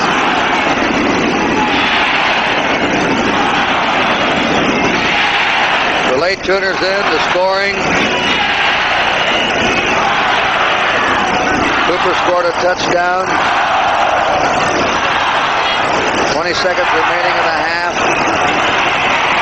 On a half-yard plunge. Moore caught a 15-yarder, and then a field goal by Miami. They run a draw play. Nathan's over the 35 to the 36. And the time is out. That's the end of the first half from the Orange Bowl in Miami, Florida, with a score: the Miami Dolphins 10 and the San Francisco 49ers 7. A bright red fire truck, a blue Calliope, a yellow moon, a pink balloon, a golden Dixie Jamboree. Yes, America's true colors come through on GE. GE TV brings you America's true colors, vivid and lifelike. And with GE's special VIR2 circuit, the color is automatically adjusted. Yes, America's true colors come through on GE. GE, we bring good things to life. The preceding message was furnished as a public service by the National Football League. The NFL on CBS is sponsored by Toyota, who invite you to catch the feeling and see the 1981 cars and trucks at your local Toyota dealer. The Miller Brewing Company, brewers of Miller High Life. If you've got the time, we've got the beer. And by JCPenney, JCPenney Auto Centers, and JCPenney's Shop at Home Catalog.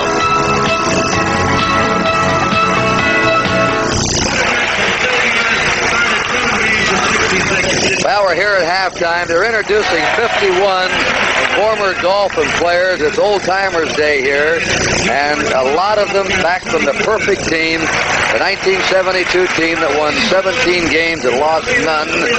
I wonder if a team will ever go undefeated again like that, Hank. I doubt it. It's a very difficult thing to do, especially with the way the league is now. How would you rate that team with the great Steeler team and the Dallas Cowboy team? Oh, it's always tough to make comparisons, Kurt, and I hate to do it, but I really, in the final analysis, I would have to say that Pittsburgh would be the best team. Well, they're just about wrapping up the introductions down in the field. They're all getting great roars. Howard Twilley just got the biggest one. They always loved the little receiver here who looked like he was going to be beaten out of his position each year. But right now, let's take a look at what's happened in the first half. And it's been an interesting first half.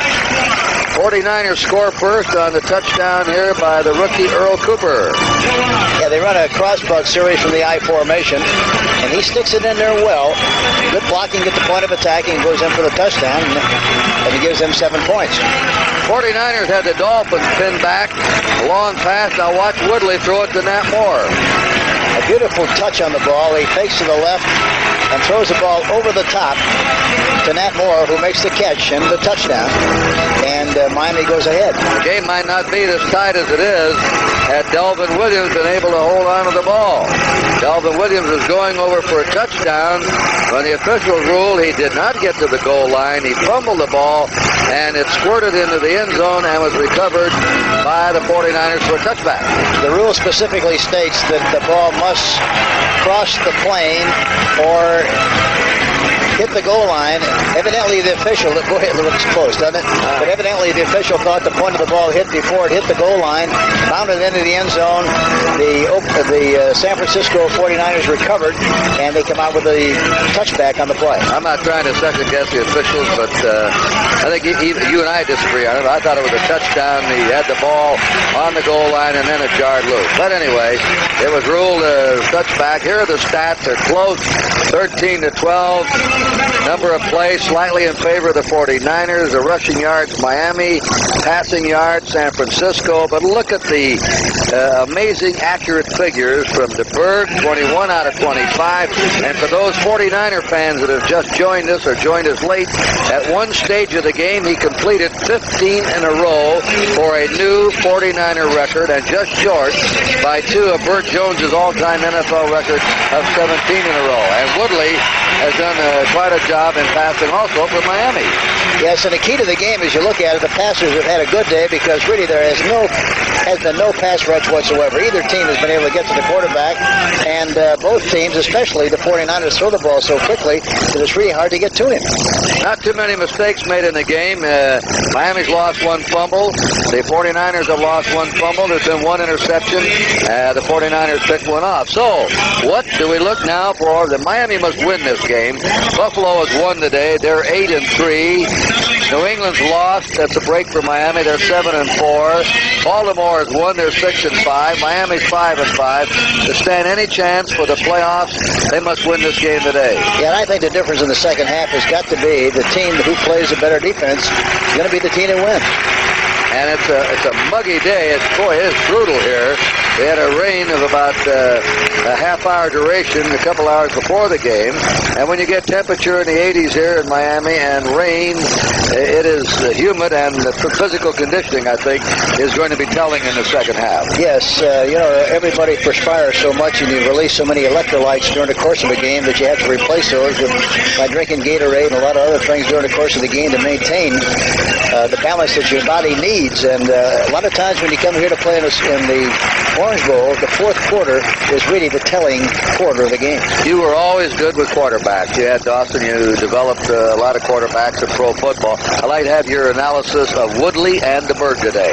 Well, the first time I saw Woodley, I was very unimpressed with him. I didn't think he had the ability to be a big league quarterback, but he's really impressed me the last couple of times I've seen him. And, of course, it's hard to tell today again because he's got so much time to throw the football that it's like throwing in a pregame warm-up. How about DeBerg? Well, DeBerg has a great touch. So there's no question about that. He's got a great understanding of what's happening with their offense, and you have to like the way he throws the football, and especially the way he throws possession-style passes. That's Ray Wershing. He'll be kicking off. And Don Bessalou is the deep man at the 5 for Miami.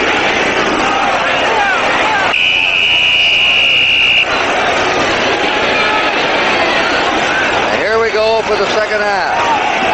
Bessalou on the 10, out to the 20. 49ers had a good coverage downfield. The flag goes down, and that's Keena Turner, who intercepted a pass in the first half, down to make the tackle for the 49ers.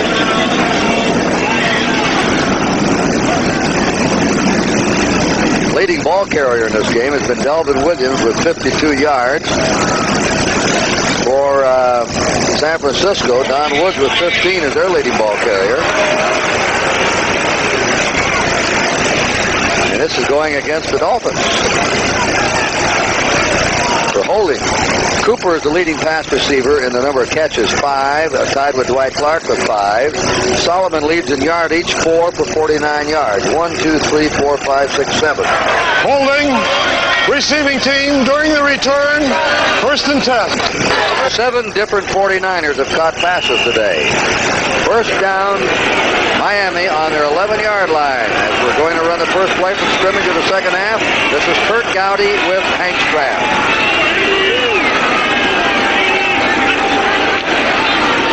Tailback Williams. Trying to get outside. He's out of bounds. Driven out by Bobby Leopold, the rookie right linebacker. Not a high draft pick, but playing capably for the 49ers. They have a wingback formation again. That means that they had a flanker a yard off the line of scrimmage and about a yard outside of the tight end on the right side. They try to get the 49ers to rotate their defense and then run a counter play back to the weak side meaning the side away from the tight end, and they pick up a good chunk of yardage on the play. They're already comparing this fellow Woodley with Tarkington and stop-off and scrambling ability. The pitch to Williams. It goes down at the 7 17-yard line, brought down by Dan Bunn, middle linebacker. Woodley says, I don't try to pattern myself after anybody. I just try to play. He is so honest. He came to the sideline last week with the official and told Shula the official was right and Shula was wrong. Surprised he started this week. Yeah. There are his figures. Last week, there was no fluke. Miami had sustained drives of 75, 69, 81, 73, and 80 against the Rams. Giaquino comes in at Nathan now with a third down at about 5. Joe Rose is going to try it in. They got a blitz on. There's a first down pass. That's complete to Giaquino. From Connecticut, a first-year player, tackled by Dan Bunn, the middle linebacker. Bobby Leopold that time was blitzing on the play, and the 49ers are using a 3-man front. They normally like to use a 4-3, but they're using a 3-man front right here with 52, as you can see in the picture. Leopold blitzing on the play. Again, plenty of time to throw the football, and he hits the receiver for the first down. Robisky and Nathan, the setbacks behind David Woodley, who split quarterback time at LSU the same way Burt Jones used to. You wonder about that at LSU. Here's a rollout. Woodley throws, and the pass is not a good one. The receiver was already out of bounds. Jimmy Cepolo, number 81. Normally on a rollout pass, the read is to hit the fullback in the flat quickly if he's open. Robisky was wide open from the time he left the line of scrimmage, and for some reason, even though he rolled in that direction, he never saw him and tried to get the ball downfield. Had he thrown the ball to Robisky, he'd have picked up a nice chunky yardage on the play. We've had in sacks today won by the 49ers. There you see another good view of how open Robisky was on the rollout pass. Woodley was not sacked last week.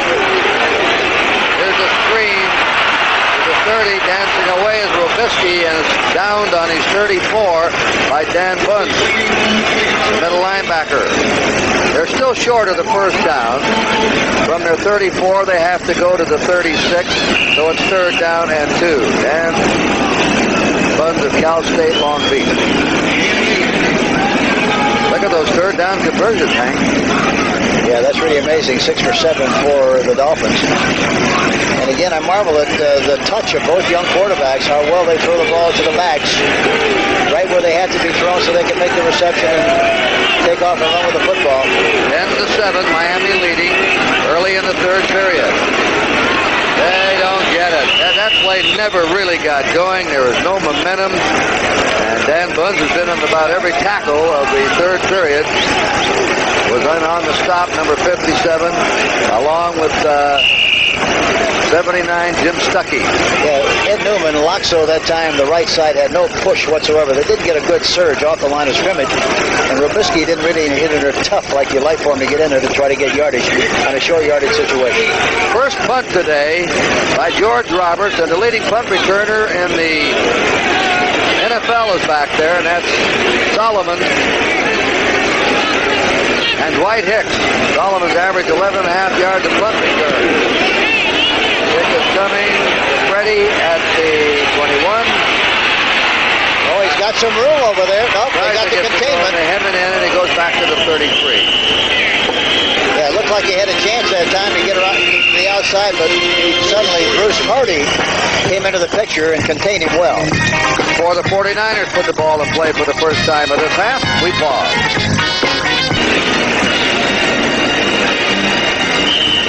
Watch 59 and Rusty Chamber 51. Both of them are going to go to the bench, answer the telephone. After that hit, was that a shot? I don't think their bells are ringing. The bells are ringing. First down.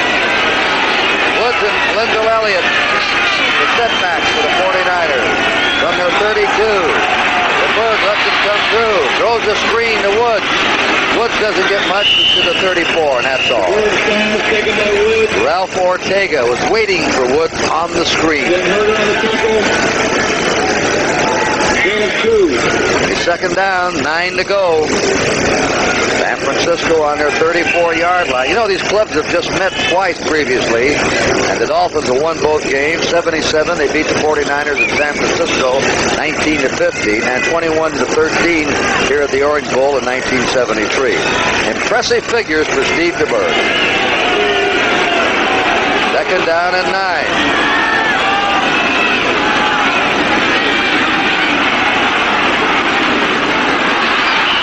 The hands of Fred Solomon. Ball thrown a little high. Don McNeil was there, but he was around 3 Dolphin players. DeBerg may purposely have thrown that ball high. Now, those are the kind you have to be very careful of, because oftentimes when they're thrown that high, especially in the middle area, they wind up being tip balls. The tipping drill goes into effect and it winds up being an intercepted ball. Now he gets 6 backs in there. Ed Taylor, Bedoin, Joyne, Small, Bezelou, Blackwood, and McNeil. Dolphins looking for the pass on 3rd and 9.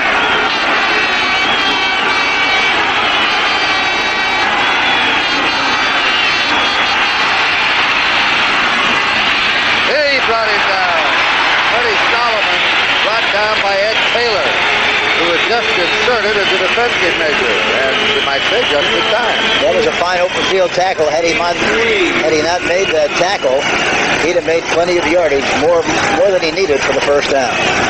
4th down, and Jim Miller, the punter, he's averaged 40.8 yards a kick this year. Here's his boot, a high kick.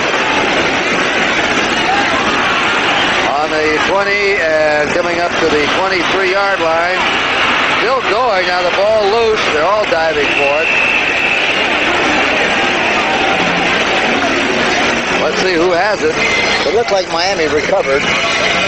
San Francisco was trying to get underneath it and get it. Maybe he did. He might have wrestled the ball away from him underneath the pile. 49ers are pointing. We've got it. Dolphins are saying no. Officials are asking for a time.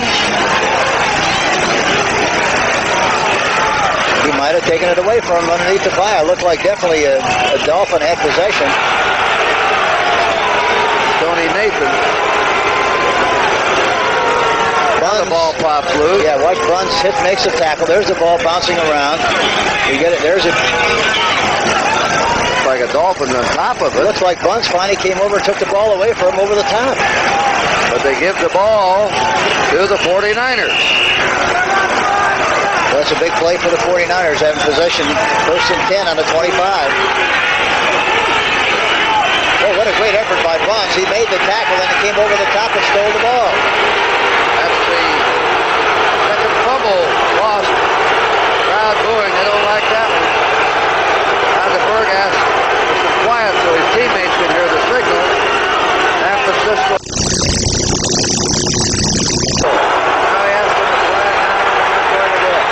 They're still unhappy about that call at the end of the first half when Delvin Williams fumbled the ball before the goal line. The officials call it. The Dolphin fans naturally thought that Delvin Williams should have been allowed a touchdown.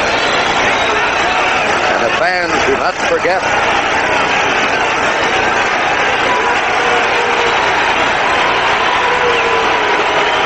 Listen to these boos.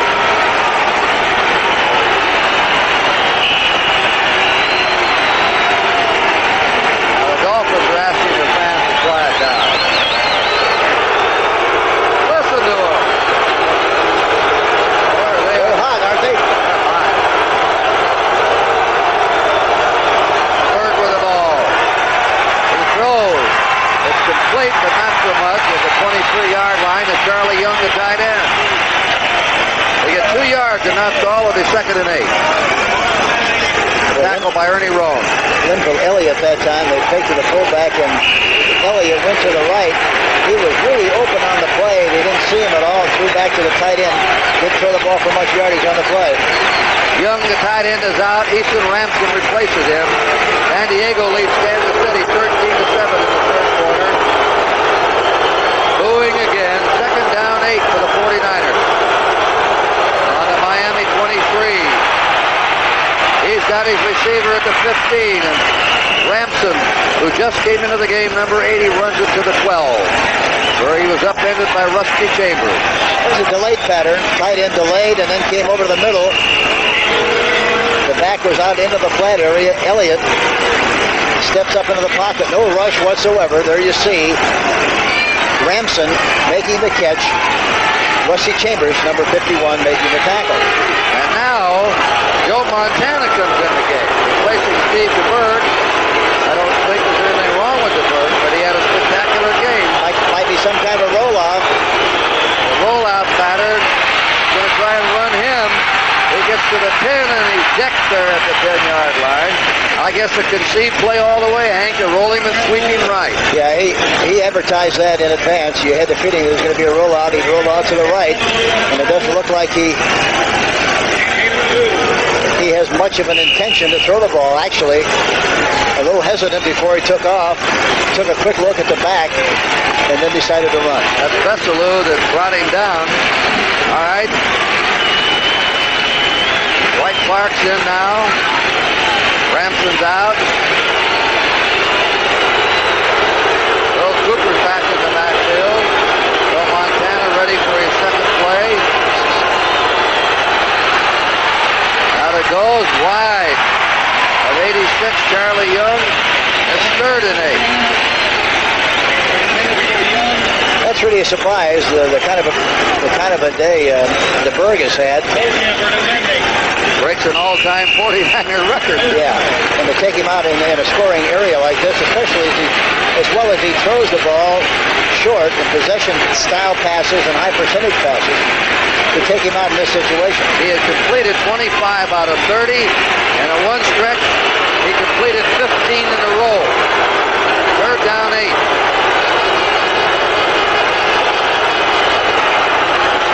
Montana fakes the draw. Quick flip to Cooper. Cooper at the 5. Close to a first down. He's not out of bounds. He tried to make that move back inside. He got a couple, 3 yards on it. And Don McNeil, the rookie quarterback, hit him. Kind of a cute play here. They simulate sweep, and then the fullback goes back over to the weak side, 49. Look at Cooper makes the catch. The ball is thrown well. There you see 47. Blackwood trying to make the tackle, but he breaks up field. And that break up field, Hank, got him a 1st and goal to go. That was a great effort. Now DeBerg's back in at quarterback. Evidently, they want to use him for any kind of a rollout purpose, and that's why they put him in. 1st and goal to go. Could be something right. The fake to Cooper. They lob it. Touchdown. Touchdown to Freddie Solomon. And the 49ers have the lead. Oh, that a nice looking play. They were tilted to the right, like if they were going to run the ball, they definitely would have run it to the right. Play action pass, and then he goes back to the left side, one-on-one on Solomon. The defensive back evidently looking into the backfield, looking at the quarterback, thinking it was going to be a run. Throws it right over the top, just beautifully. Veselo. And Veselo was covering on the play. Or trying to cover on the play, I should say. Costly fumble, Hank, for Miami. They lost the ball in their 25, and the 49ers took it right in. The kick by Worthing. No good. Worthing now has missed a field goal and an extra point. And that leaves the score 13-10 to the Dolphins with a field goal to come back and tie it up. And Ray Worthing just missed that point. Now here he is for the kickoff. He drives it deep. Veselu in the end zone. Downs it for the touchback. Miami ball 1st down on their own 20-yard line. There's the drive. Passing did it again. They inserted Montana a couple of plays. He had one valuable rollout pass to Cooper, who took it to the 1, and then they passed the yard for the touchdown. So the 49ers, an 8-point underdog, trying to snap a 7-game losing streak. There's Worthing, wondering about the field goal. He's been deadly with field goal kicking all year. And the 49ers now employ another 3-man line like they did beginning of the 3rd quarter. Ray Rhodes is at left cornerback, replacing Charles Cornelius. Webb's in for Pillars in the line. And fake. Woodley out on a screen pass. Great catch by Williams. What a catch. He has a 1st down. He looked like Willie Mays on that one going to the center field wall. football glove on the way he made that catch. Woodley, play action fake, and he fakes with the ball, good fake, and then throws back away from the grain. A little high, but Williams really makes a fantastic catch. The defensive back on the play, number 33. That's Willie, isn't it? Rick Churchman. It is Willie. Sure is. Say hey. First down. Miami on their 37, trailing 13-10. Bucking ahead to the 40-yard line on the quick opener. Willie Harper brings Terry Robisky down.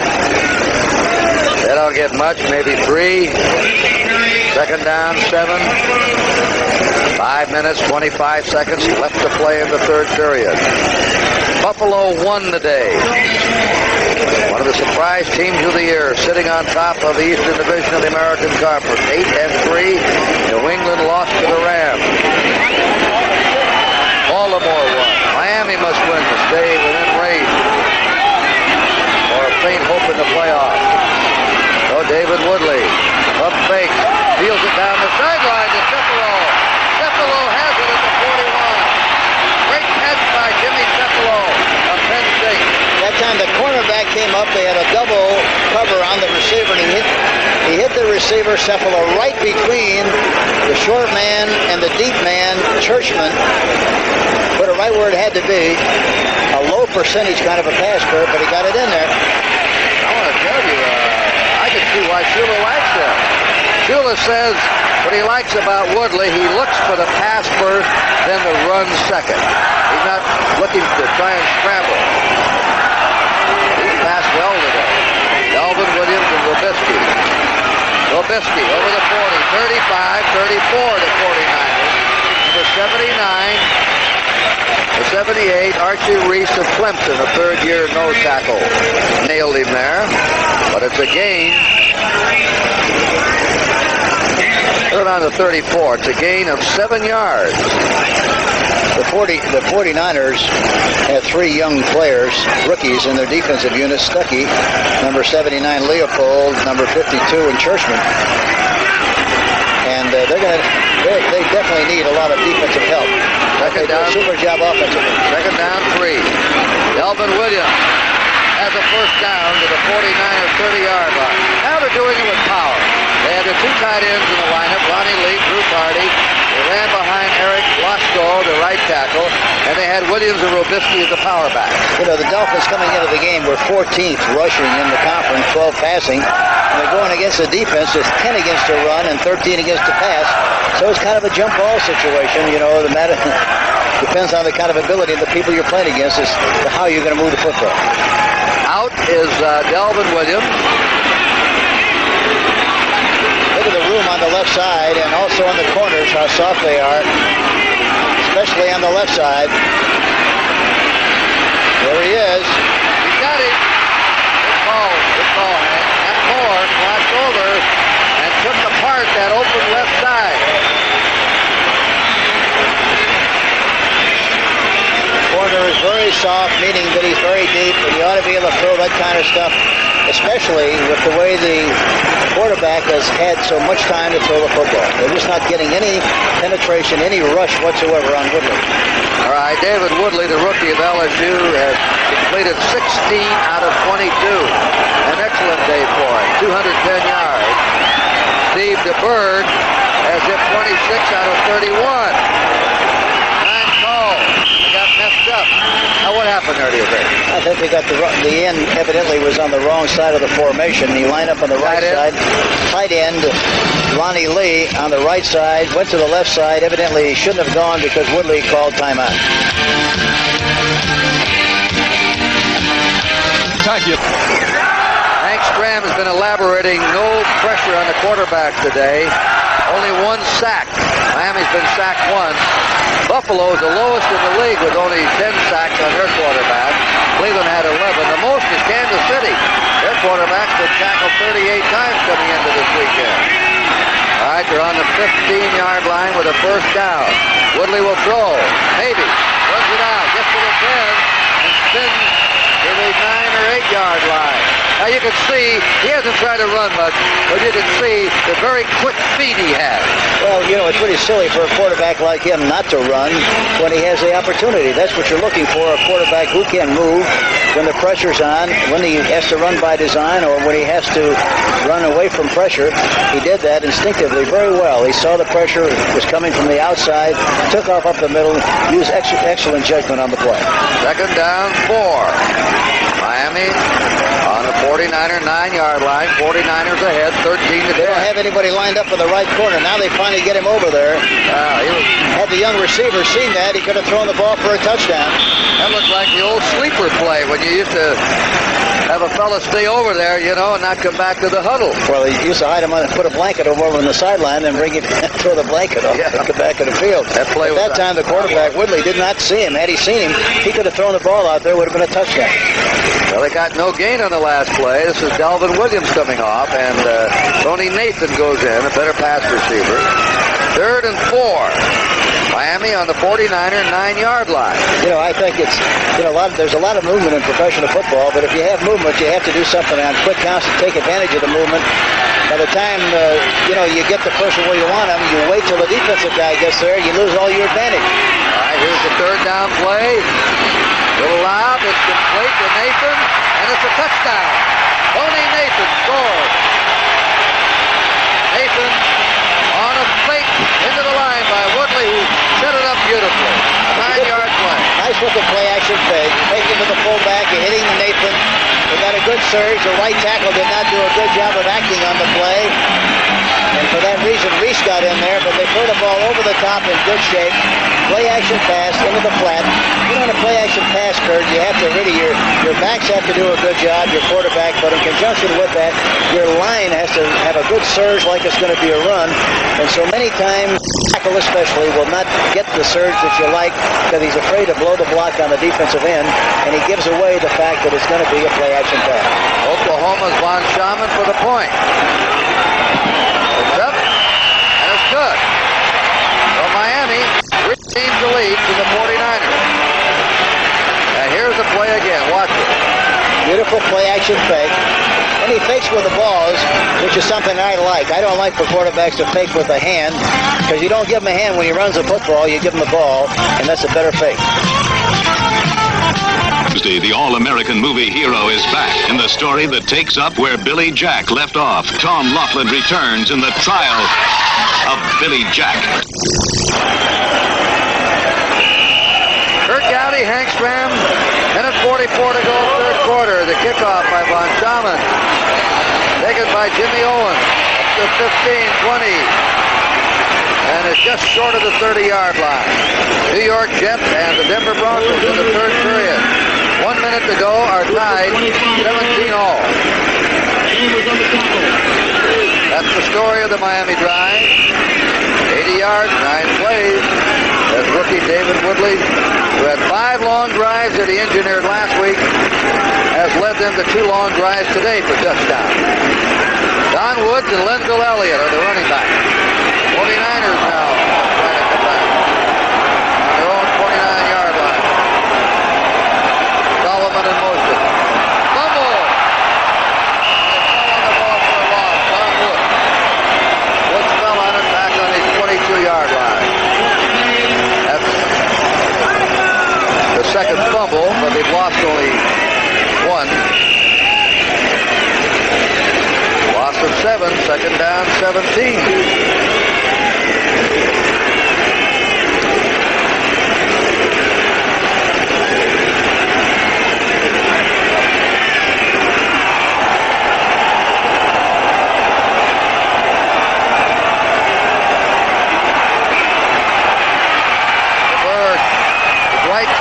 Clark down to the 32-yard line. Hit by Ernest Roan, the linebacker. They really do a good job of reading. They send Clark right down the field and run him inside on a curl move. The back is in the flat. They key the linebacker. If the linebacker goes with the back, then he hits the receiver downfield. The tackle pulls to draw the defensive end, and the linebacker see the open hole. Watch the ball that's thrown beautifully right to the outside receiver, Clark. But that's an option. He either hits the receiver downfield or the back in the flat. Third down and 7. 49ers on their 32-yard line, trailing 17-13. Last play of the third period, maybe. It's complete. Buddy Solomon scampers out to the 40, and he has a first down as the third quarter comes to an end.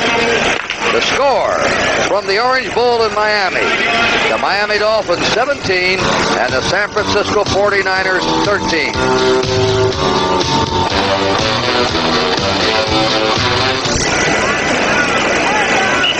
We talked, and Hanks talked about possession passing, which the 49ers use. But anybody that completes 28 out of 33, I don't care whether they're 1-yard passes or 30, has done himself some job, and that's what Steve DeBerg has done today. It's hard to do that in a pregame warm-up, Kirk. But that's exactly what he's done here this afternoon. You have to be impressed. 28 out of 33 for Steve DeBerg. Here we go into the fourth quarter. First down for the 49ers on their own 41. Right there, and just a little off Freddie Solomon there. He was jammed up against the sideline. That time Solomon was lined up on the right side, went in motion to his left, and didn't go across the formation, but broke up field on the snap of the ball, and then broke out to the outside, which gave him a lot more room for the sideline pattern. The ball was thrown too high and falls incomplete. We talk about getting to the quarterback. There's only been one sack in the game this weekend coming into it. Across the bay, the Oakland Raiders lead the NFL in quarterback sacks. They've had 37. The Bears at 35. The lowest in getting to the quarterback has been Tampa Bay, only 11 times all year. And how about the way Oakland has played? They've really made a remarkable comeback, and I know that Al Davis and Tom Flores are very happy about the way their team is playing. Incomplete pass to Cooper. Yeah. They all had Al and the Raiders written off, but don't write him off. They know how to win. 3rd and 10. So does his wife. That's right. Caroli. What a great comeback she stayed. Yeah. Talked to her the other night. She's an inspiration to all of us. Coming back from a heart attack, making it. Going on the team plane now with the team. Driving a car again, doing everything. 5 backs on the field for Miami.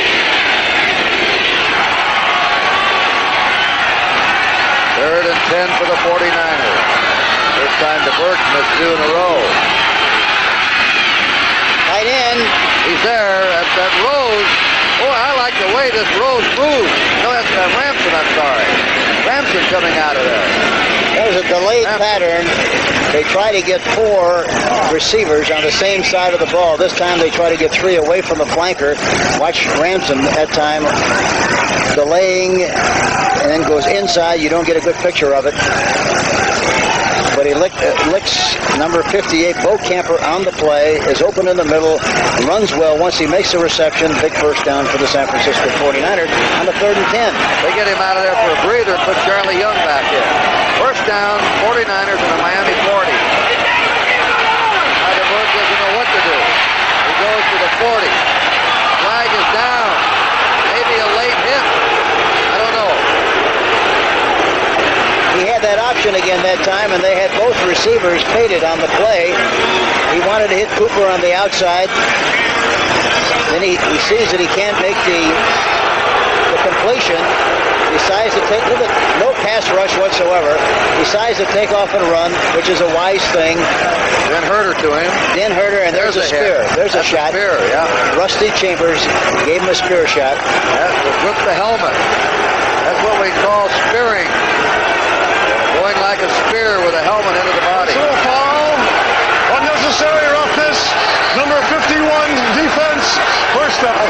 All that Rusty Chambers. Maybe Bob can show us that again sometime. Fans hear of that. Wonder what it is. We just saw it. San Francisco on the Miami 25 with a first down. Ethan Ransom back in. Charlie Young is out. Here's a reverse to Solomon. Back to DeBerg. DeBerg throws. No good. A gimmick play. Double reverse. Flea flicker back to the quarterback. But they end up with nothing.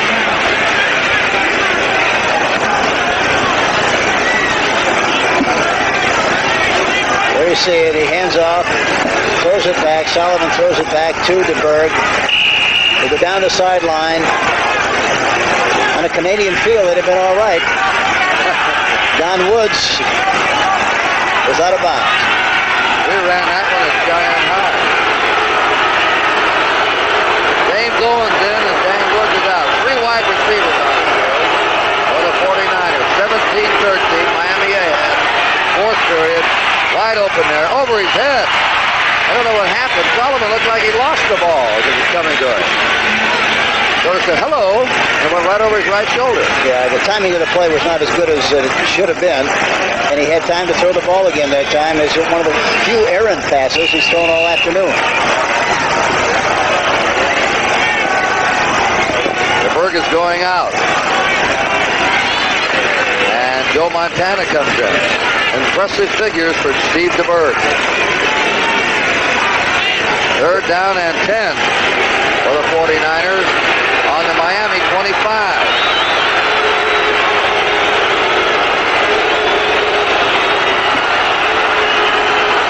And they call time. Somebody lined up wrong, and each team now has used an unnecessary timeout. Maybe it was necessary at the time. 49ers have 2 left. The Dolphins have 2 left.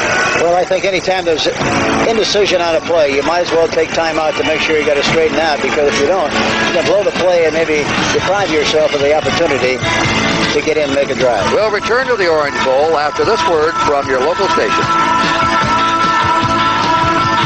It's the all-new special Kenny Rogers America with guest Kim Carnes, the Commodores, Terry Bradshaw, and some of the Pittsburgh Steelers Thursday.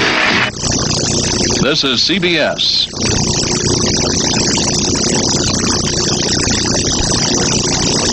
There's a pair of little binoculars in the black case that you given to me.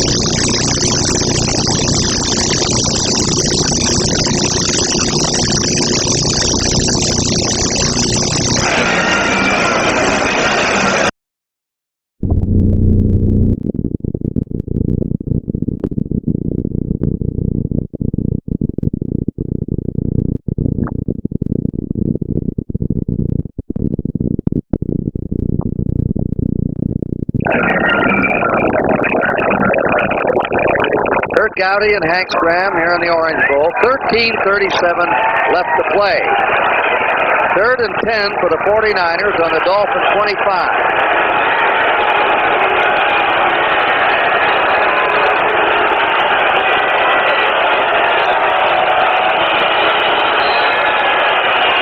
Flag is down. Pass is out, and it's complete to Ramson, the tight end. But a flag was dropped as the play was starting its backfield in motion. A motion penalty against San Francisco. Wipe out that game to the tight end. That will put the ball back to the 30-yard line of Miami and make it 3rd down and 15 for the 49ers.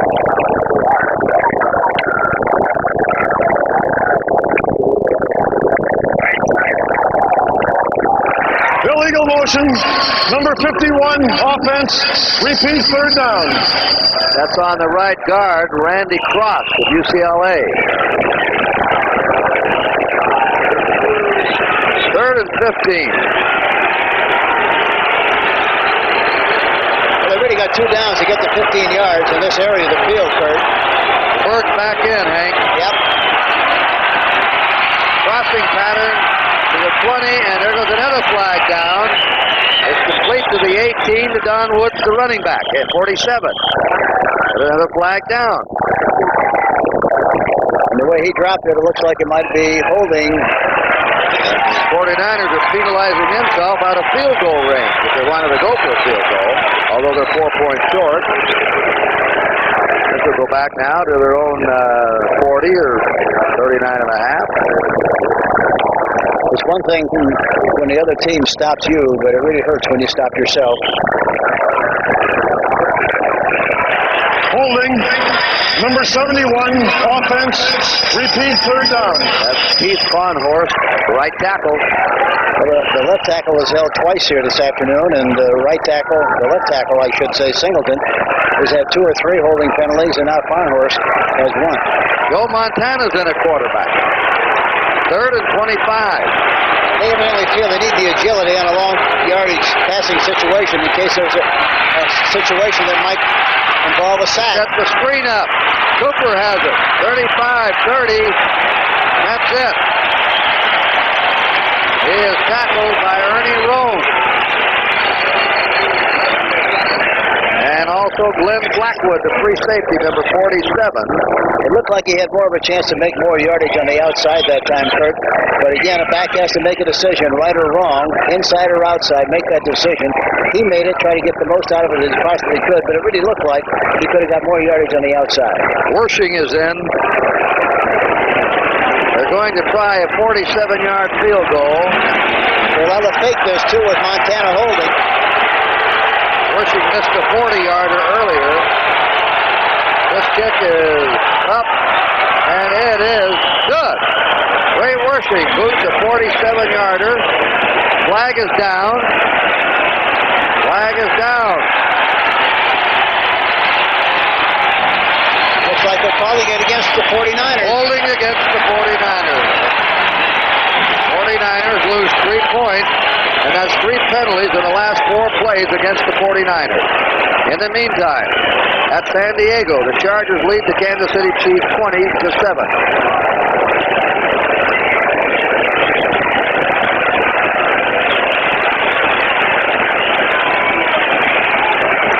Must be on Farnhorst again. Holding, number 54 on the kicking team. Repeat 4th down. That's on... I saw Farnhorst talking to the official. I thought it might have been on him, but it wasn't.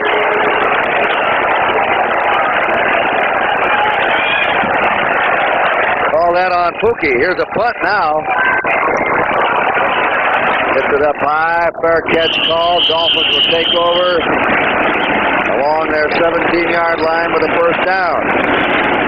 Time remaining in this game, 12-15, and there's the score with the Dolphins on top.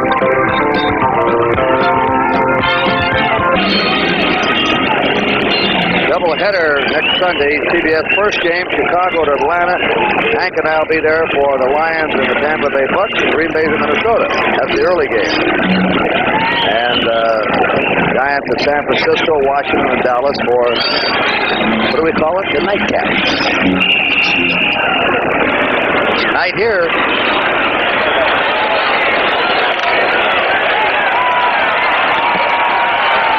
Wilkinson, Vincent, and Webb, a 3-man front. Miami's ball on their 17 at first down. Delvin Williams, Jerry Robisky, the running back, behind the rookie David Woodley. Robisky, a yard or two. He slithered off the right side of his line where Ted Vincent made the stop on him. You wonder why with a 4-man rush you haven't been able to get to the quarterback, and then you change to a 3-man rush. Evidently, they feel that because they haven't been able to get a rush on the quarterback before, they might as well just rush 3 and drop the extra guy off and maybe help with the coverage. Evidently, that's what the thinking is for the reason they're using the 3-man line instead of the 4. All right, Hank, and they've got Nathan in there now, 22. They put Cephalo in. Now what's this about? Jets at Denver. Jets have come back. Scott Dierking on a 1-yard run that tied the Broncos 24-all in the fourth quarter, 9 minutes to play.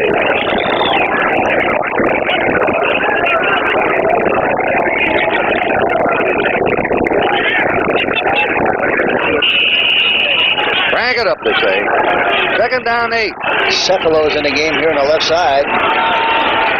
Woodley out of the pocket. 20, 25, and it's tripped up by number 50. Terry Catolo. He got a hand on him and knocked him off balance at the 26-yard line.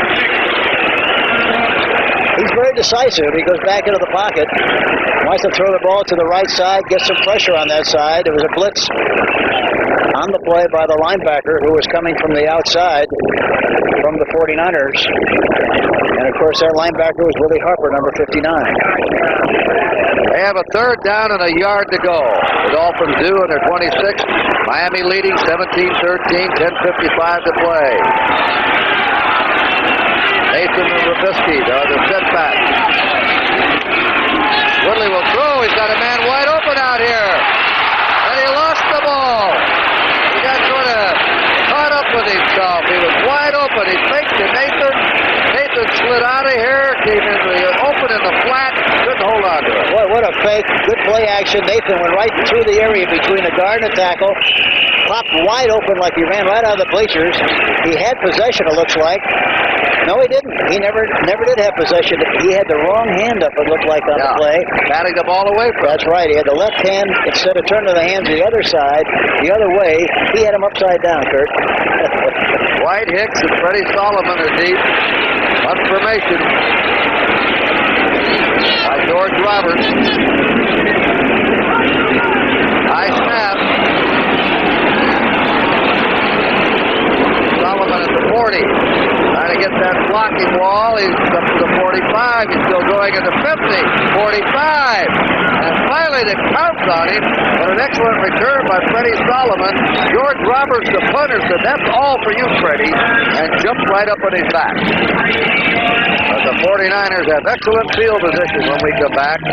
In a tight game, 17-13 Miami.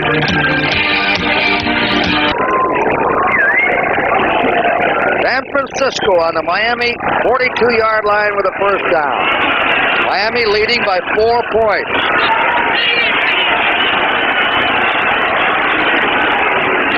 The Berg. The Woods. Woods made 2 yards. Don McNeil, the strong rookie quarterback of Alabama, who's a hitter, tackled him on the 40. It will be second down, 8 for the 49ers. They ran right into the strength of the defense that time, Kurt. They rotated to the flanker side, which means you have a short defensive back and one behind him. Hard to do business on that side. It would be much better to go to the other side, but they didn't read it properly, and they reacted on the running play and stopped it in good shape, talking about the Miami Dolphins defense. They stopped him actually at the 41, second and 9. 9:40 to play. Crossing incomplete. 87 Dwight Clark trying to catch it. Third and 9 for the 49ers. You know, DeBerg was very careful. He threw the ball low, which was very wise. A slant pass, you want to make sure that you throw it at the numbers or below the numbers, because if you throw it high and it's tipped, good chance for an intercepted pass. They haven't made many mistakes today. Montana's back in at quarterback now, number 16. But the 49ers have the biggest differential of takeaways and turnovers in the league, 11, minus 11. Wide open, 35-30. Still going, Dwight Clark down to the 24, first down San Francisco. Boy, they're cute, I'll tell you, the way they run patterns. They really get people open. That was kind of delayed pattern in the middle. They sent Solomon in motion to the left side. Look at that, that delay. Yeah, they clean it out, and Clark runs the pattern beautifully, gets upfield as fast as he possibly can, and gets the first down. James Owen, a wide receiver, goes for Clark. Montana's out, DeBerg back in. First down, San Francisco on the Miami 24. 17-13, Miami ahead. 8:45 to go. Now DeBerg, the short one, dropped. That's something you don't see the rookie do much, Earl Cooper. He has a blue-fingered pair of hands on him. You get the ball to him. He caught it with a bad right team time after time. They had a wingback formation that time, and they kept the wingback in the block, and they sent the fullback, Cooper, out into the flat. The ball was thrown perfectly, but he dropped the ball. DeBerg has broken a completion record against the Dolphins. He has 29 completions. Sonny Jurgensen had 26 against him back in 76.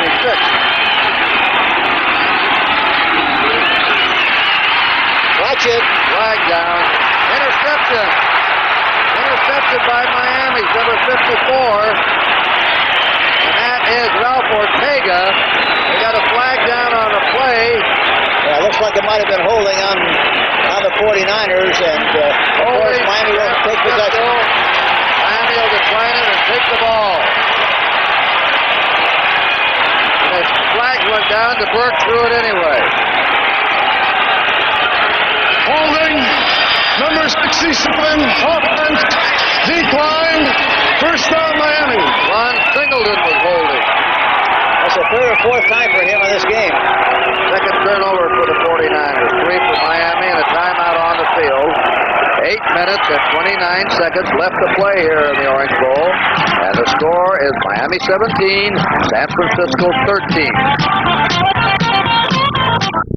By now, almost everybody's heard about the incredible Black & Decker workmate. About how it makes almost any hard job a lot easier. Like planing, hammering, sawing, almost anything. But what most people don't know about the incredible workmate is now you can get a single hatch model for as little as $45. Wow. That's right. A Black & Decker workmate for about $45. Tonight on CBS starts with 60 Minutes. Then on Archie Bunker's place, Archie meets his match when he hires a housekeeper. It's all tonight on CBS. Denver now is taking the lead back again from the Jets, 31-24. 5:24 to go in the fourth period. Houston squeezed by the Bears, 10-6 the final. So Houston still leads the Central Division with 3 losses. Pittsburgh beat Cleveland today. Houston alone at the top. Robisky.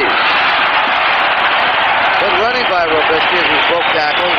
Ray Rhodes was the last man to have a hand on him to bring him down. Yeah, I think Miami now, with 8 minutes left in the game, they're going to use a double tight end offense, especially on first down. Try to stuff it at San Francisco. They get a good chunk on first down. They're going to stay with it and try to keep possession of the ball as long as they possibly can. Robisky picked up 9. There's the final. Houston doesn't win big, but they keep winning. They're now 8-3. Pittsburgh 7-4, Cleveland 7-4. Calvin Williams, Terry Robisky, the running back. Calvin Williams. They stack him up close to the first down. They may have to measure it. Lawrence Pillars got to him high to stop his forward motion. 7.5 minutes to go.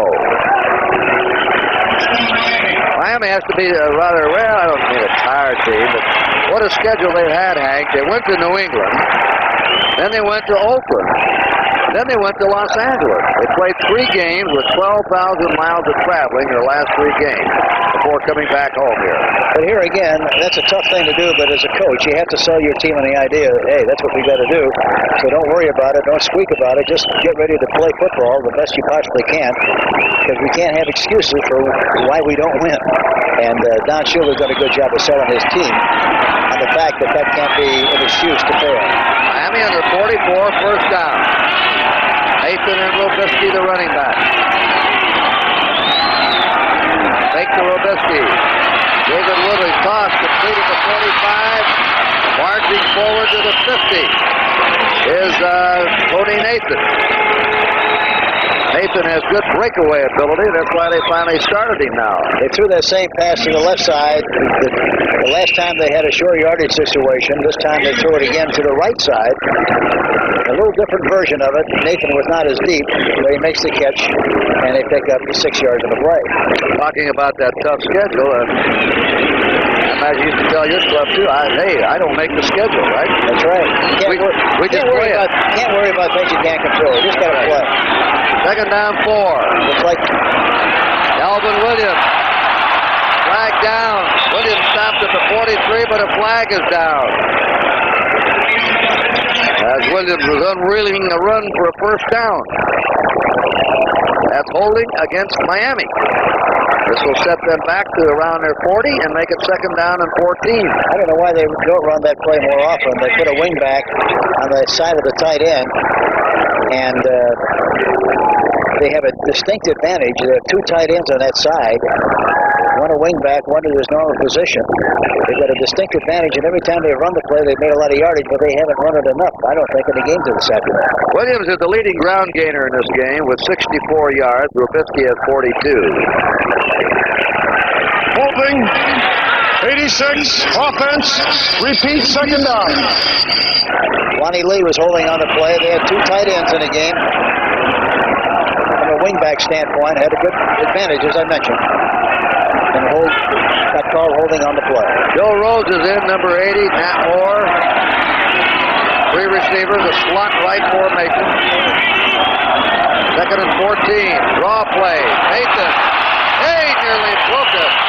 Fumble, but he's already down. At the 48-yard line of San Francisco. Ricky Church hit him low and spun him up in the air. When he came down, the play had stopped, then he fumbled the ball later. There was a trap play with Bob Kuchenberg, the left guard, trapping the defensive left end, Jim Stuckey, on the play. The ball is down and falls loose, and they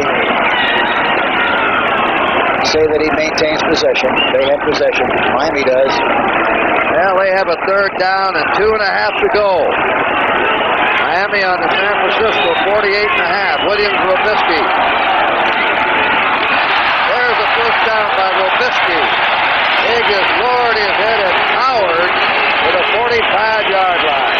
Well, they came off the ball good that time, Kirk. The offensive line, the left side, Kuchenberg especially, the left guard, the left tackler, Geisler, they do a good job of blocking at the point of attack. Look at him protect that ball. He's not going to fumble it. Miami's playing keep away now. First down for the Dolphins. They're ahead, 17-13. Just under 5 minutes to play. Something right, possibly, if they run.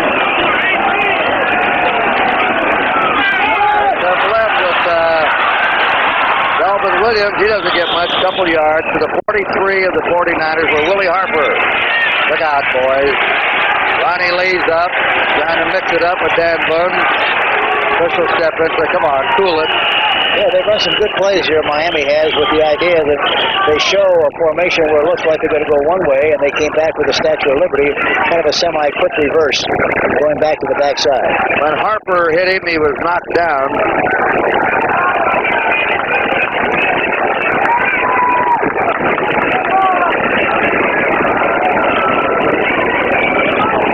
Harper's been outstanding today, Hank. Yes, he has. He's a fine player. It would be a severe loss to lose him.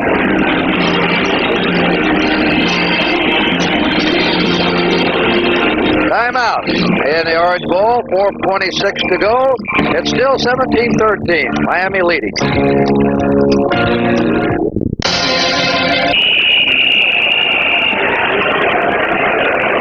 The ball's on the 44-yard line of San Francisco. Miami in possession.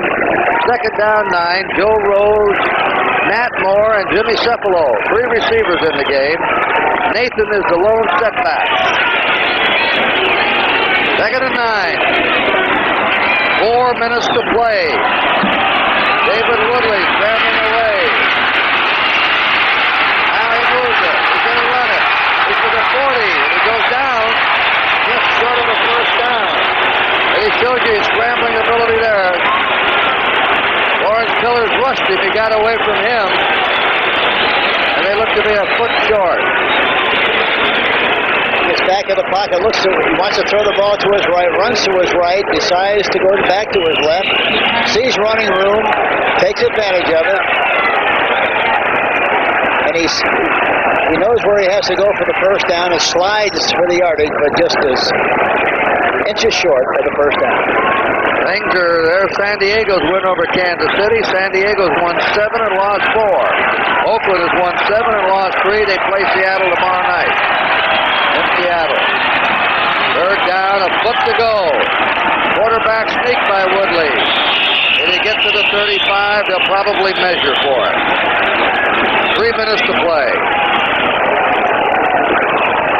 Just the ball control, keep away game by Miami, trying to protect this 4-point lead.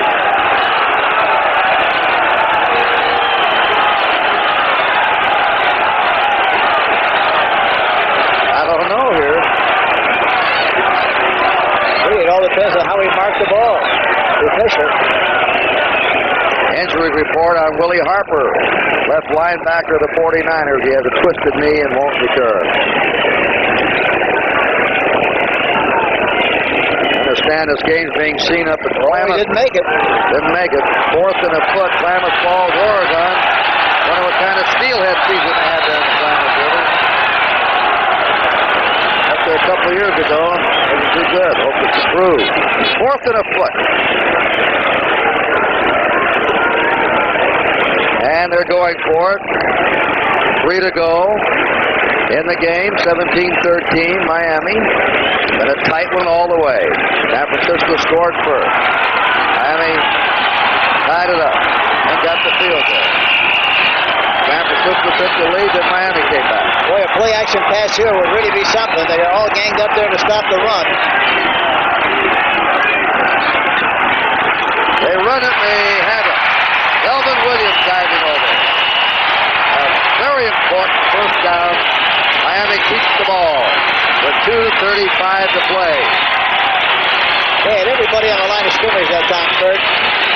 Any kind of a play action that time really would have popped clean as a whistle. They did the right thing going for the yardage, of course, but it would have been a very much of a surprise play. It would have popped wide open. That's a lot of guts for a coach to call that. Receiver drop a ball, slip going down. Yeah, but it's a feast or famine thing. He's got to pop open if he has time to throw the ball. And percentage-wise, he's going to catch it most of the time. First down for the Dolphins on the 49er 34. Nothing on that play. Craig Buki, reserve right linebacker, making that hit on Robisky, and another timeout. 2-minute warning. 17-13 Miami.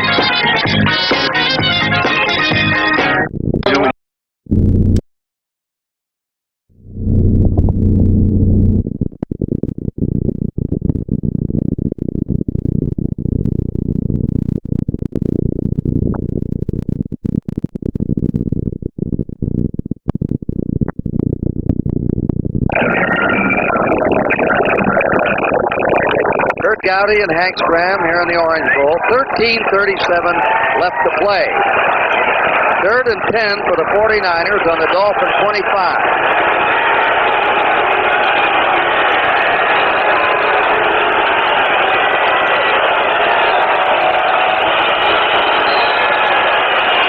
Flag is down. Pass is out, and it's complete to Ransom, tight end.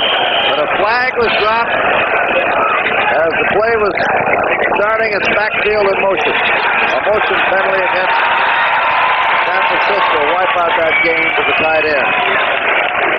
That will put the ball back to the 30-yard line of Miami and make it 3rd down and 15 for the 49ers.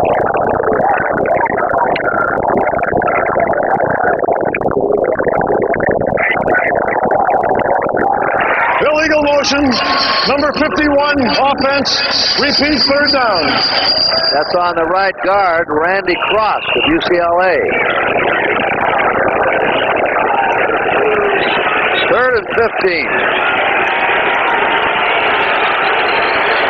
Well, they really got 2 downs to get to 15 yards in this area of the field, Kurt. The Bird's back in, Hank. Yep. Crossing pattern to the 20, and there goes another flag down.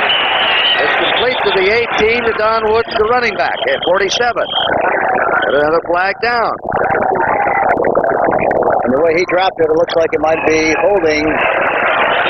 49ers are penalizing himself out of field goal range if they wanted to go for a field goal, although they're 4 points short. This will go back now to their own 40 or 39 and a half. It's one thing when the other team stops you, but it really hurts when you stop yourself. Holding, number 71, offense, repeat 3rd down. That's Keith Conhorst, right tackle. The left tackle was held twice here this afternoon, and the left tackle, I should say, Singleton, has had 2 or 3 holding penalties, and now Farnhorst has 1. Joe Montana's in at quarterback. 3rd and 25.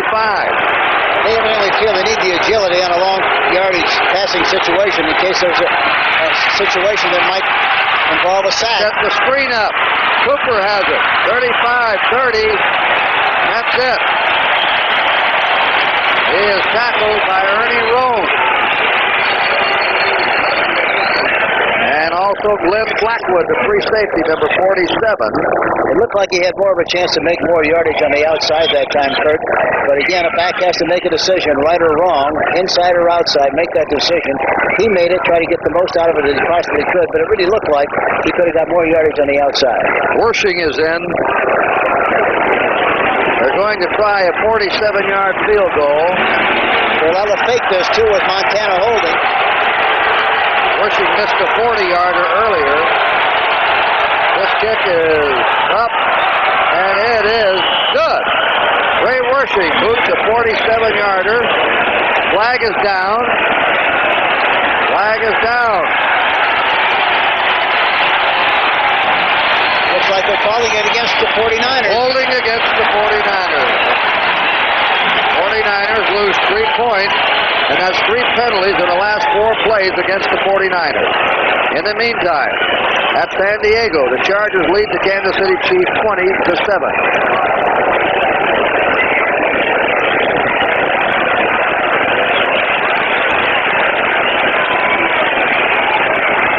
Must be on Firehorse again. Holding number 54 on the kicking team. Repeat 4th down. That's on... I saw Farnhorse talking with the official. I thought it might have been on him, but it wasn't.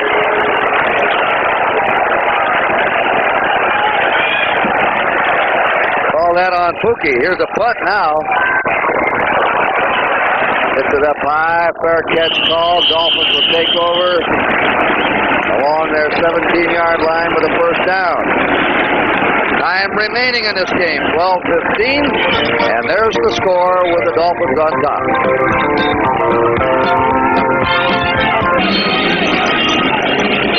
Doubleheader next Sunday, CBS first game, Chicago to Atlanta. Hank and I will be there for the Lions and the Tampa Bay Bucks and Green Bay to Minnesota. That's the early game. And Giants at San Francisco, Washington, and Dallas for, what do we call it? The nightcap. Night here.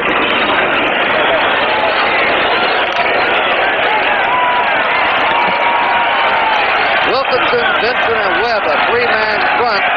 Miami's ball on their 17 at first down. Delvin Williams, Terry Robisky, the running back, behind the rookie David Woodley. Robisky, a yard or two. He slithered off the right side of his line where Ted Vincent made the stop on him.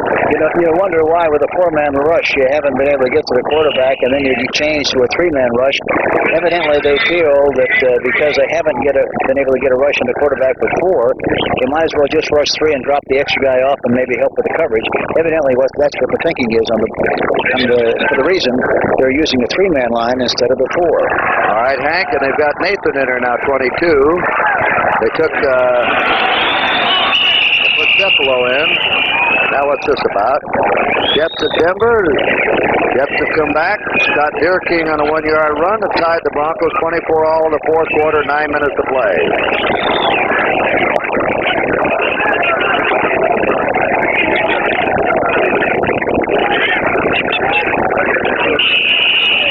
Crank it up, they say.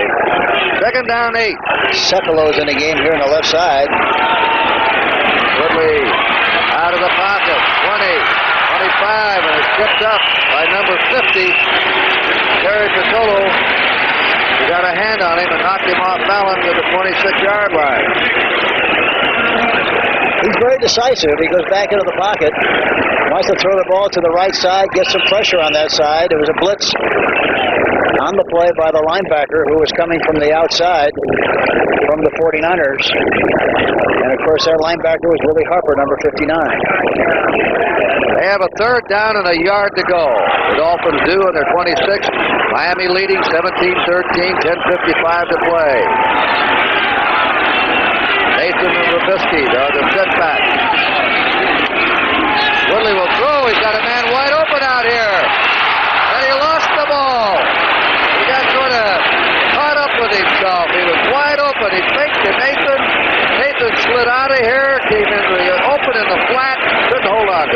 what a fake. Good play action. Nathan went right through the area between the guard and the tackle. Popped wide open like he ran right out of the bleachers. He had possession, it looks like. No, he didn't. He never did have possession. He had the wrong hand up, it looked like, on the play. Batting the ball away from him. That's right. He had the left hand, instead of turning the hand to the other side, the other way, he had him upside down, Kurt. White, Hicks, and Freddie Solomon are deep. One formation by George Roberts. High snap. Solomon at the 40. Trying to get that blocking wall. He's up to the 45. He's still going at the 50. 45. And finally they pounced on him. But an excellent return by Freddie Solomon. George Roberts, the punter, said, "That's all for you, Freddie," and jumped right up on his back. But the 49ers have excellent field position when we come back. In a tight game, 17-13 Miami.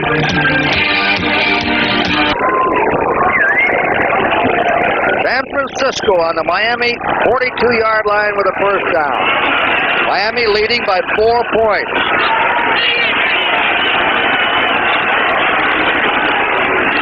The Berg. The Woods. Woods made 2 yards.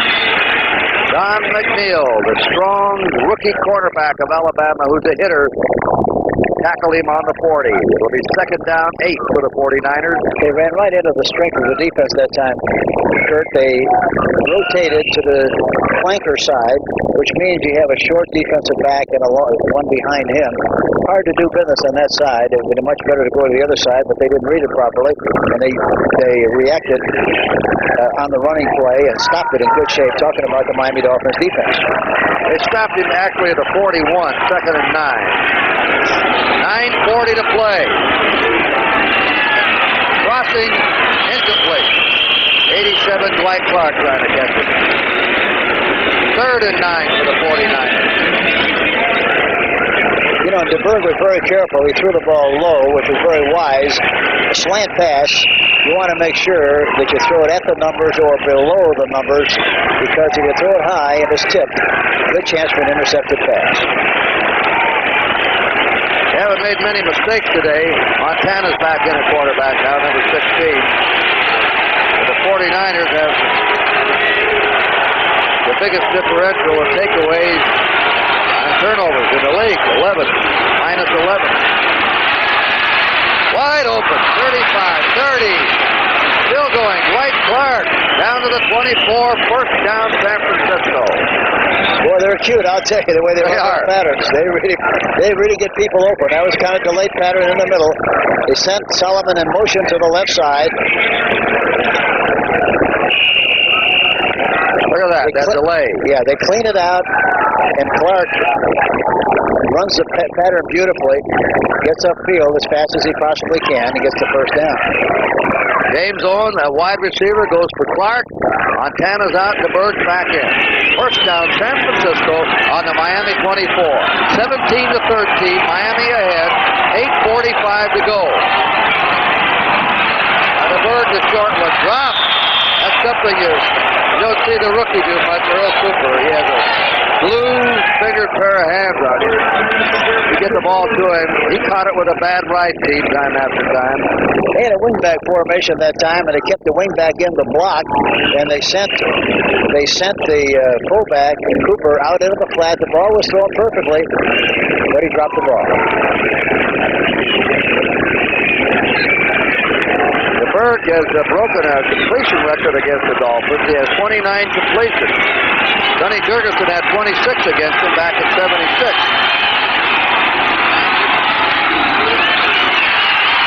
Watch it. Flag down. Interception. Intercepted by Miami, number 54. And that is Ralph Ortega. They got a flag down on the play. Yeah, it looks like it might have been holding on the 49ers, and of course Miami will take possession. Miami will decline it and take the ball. And the flags went down. DeBerg threw it anyway. Holding, number 67, offense, declined, first down Miami. Ron Singleton was holding. That's the third or fourth time for him in this game. Second turnover for the 49ers. 3 for Miami and a timeout on the field. 8 minutes and 29 seconds left to play here in the Orange Bowl. And the score is Miami 17, San Francisco 13. By now, almost everybody's heard about the incredible Black & Decker workmate. About how it makes almost any hard job a lot easier, like planing, hammering, sawing, almost anything.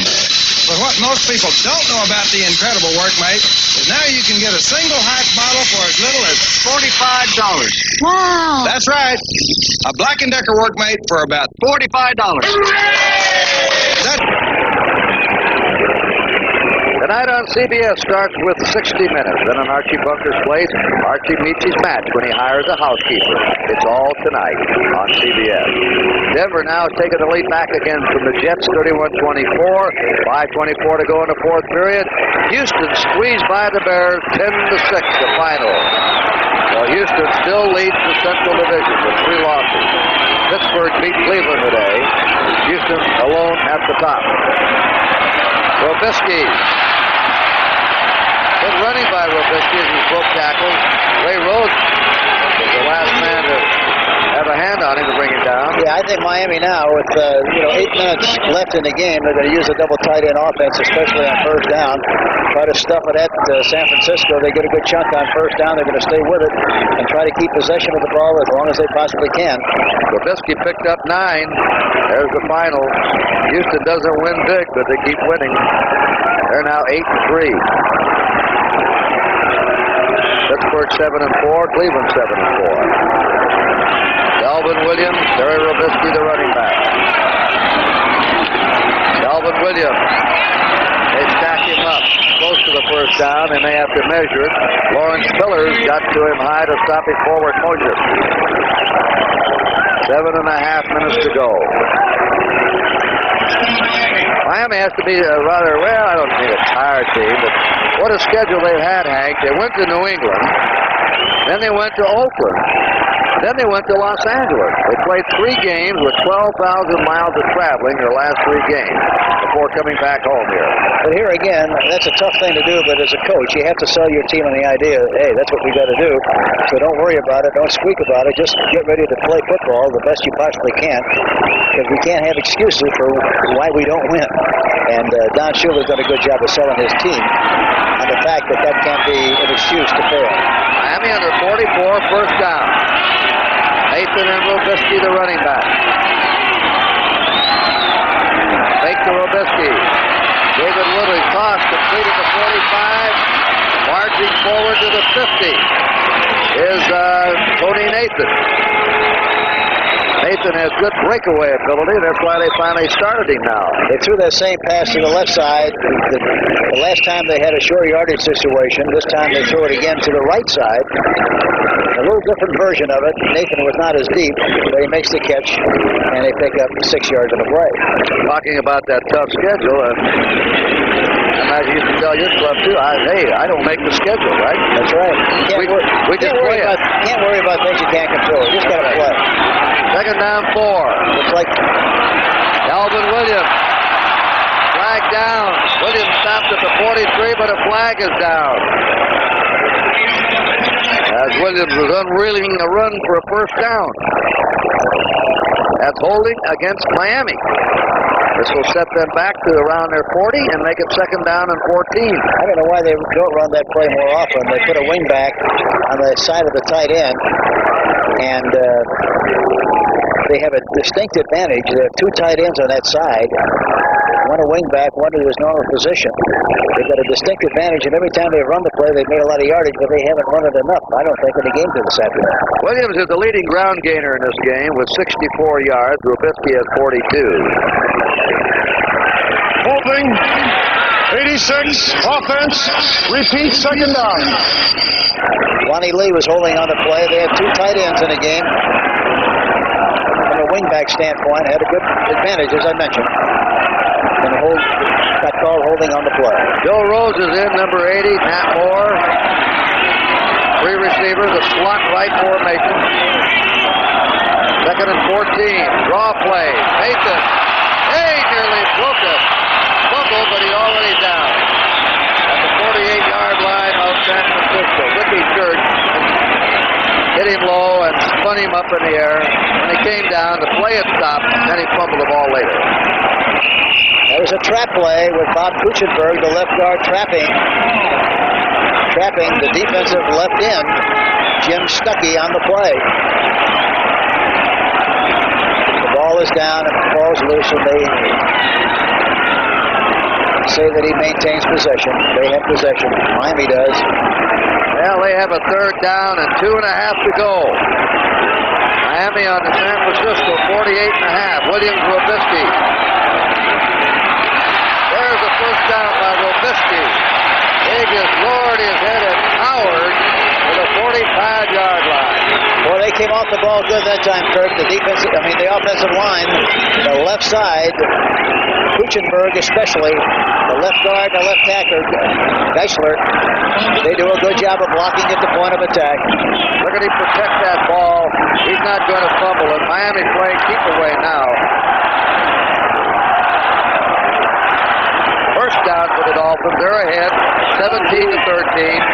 Just under 5 minutes to play. Something right, possibly, if they run. Just left with Dalvin Williams. He doesn't get much, couple yards to the 43 of the 49ers with Willie Harper. Look out, boys. Ronnie Lee's up, trying to mix it up with Dan Boone. Official step in, say, come on, cool it. Yeah, they've run some good plays here, Miami has, with the idea that they show a formation where it looks like they're going to go one way, and they came back with the Statue of Liberty, kind of a semi-quick reverse, going back to the backside. When Harper hit him, he was knocked down.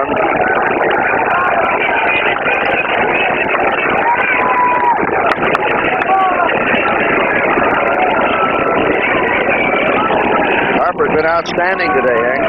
Yes, he has. He's a fine player. It would be a severe loss to lose him.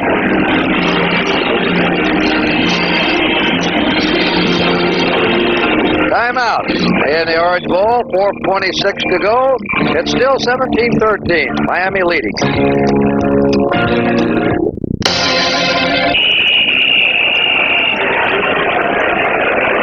The ball's on the 44-yard line of San Francisco. Miami in possession. Second down 9. Joe Rose, Matt Moore, and Jimmy Cephalo. 3 receivers in the game. Nathan is the lone setback. Second and 9. 4 minutes to play. David Woodley scrambling away. Now he moves it. He's going to run it. He's to the 40. And he goes down just short of the first down. And he shows you his scrambling ability there. Lawrence Pillars rushed him. He got away from him. And they look to be a foot short. Gets back in the pocket, he wants to throw the ball to his right, runs to his right, decides to go back to his left, sees running room, takes advantage of it, and he knows where he has to go for the first down and slides for the yardage, but just is inches short of the first down. Things are there. San Diego's win over Kansas City. San Diego's won 7 and lost 4. Oakland has won 7 and lost 3. They play Seattle tomorrow night. In Seattle. Third down, a foot to go. Quarterback sneak by Woodley. Did he get to the 35? They'll probably measure for it. 3 minutes to play. Just the ball control, keep away game by Miami, trying to protect this 4-point lead.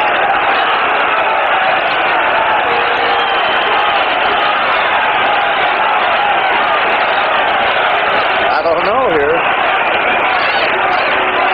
It all depends on how he marked the ball. The official. Injury report on Willie Harper, left linebacker of the 49ers. He has a twisted knee and won't return. I understand this game's being seen up at Klamath. He didn't make it. Didn't make it. 4th and a foot. Klamath Falls, Oregon. Wonder what kind of steelhead season they had down in the Klamath River. After a couple of years ago, it was too good. Hope it's improved. 4th and a foot. And they're going for it. 3 to go in the game. 17-13, Miami. But a tight one all the way. San Francisco scored first. Miami tied it up and got the field goal. San Francisco took the lead, and Miami came back. Boy, a play-action pass here would really be something. They are all ganged up there to stop the run. They run it, they have it. Delvin Williams diving over. A very important first down. Miami keeps the ball with 2:35 to play. They had everybody on the line of scrimmage that time, Kurt. Any kind of a play action that time really would have popped clean as a whistle. They did the right thing going for the yardage, of course, but it would have been a very much of a surprise play. It would have popped wide open. Takes a lot of guts for a coach to call that, doesn't it? Receiver drop a ball, slip going down. Yeah, but it's a feast or famine thing. He's got to pop open if you have time to throw the ball. And percentage-wise, he's going to catch it most of the time. First down for the Dolphins on the 49er 34. Nothing on that play.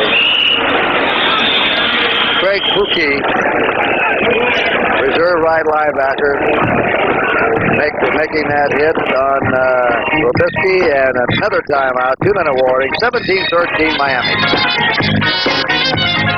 For 45 years. There's your time. Ball will be on the 35-yard line. Fort Speck, big fight coming up. Welterweight championship, Pryor against Hart. The battle of the NFL cheerleaders. That'll be next Saturday on Sports Spectacular, CBS television, 4:30 Eastern time. Jets and Denver. Final. Denver wins it, 31-24. And they're still in the running out that Western Division of the AFC. Second down 11 for Miami on the 49er 35. Williams and Robisky. The handoff to Robisky. He bangs his way to the 29-yard line of the 49ers, where Keena Turner, the left linebacker, hit him. Now they have third down coming.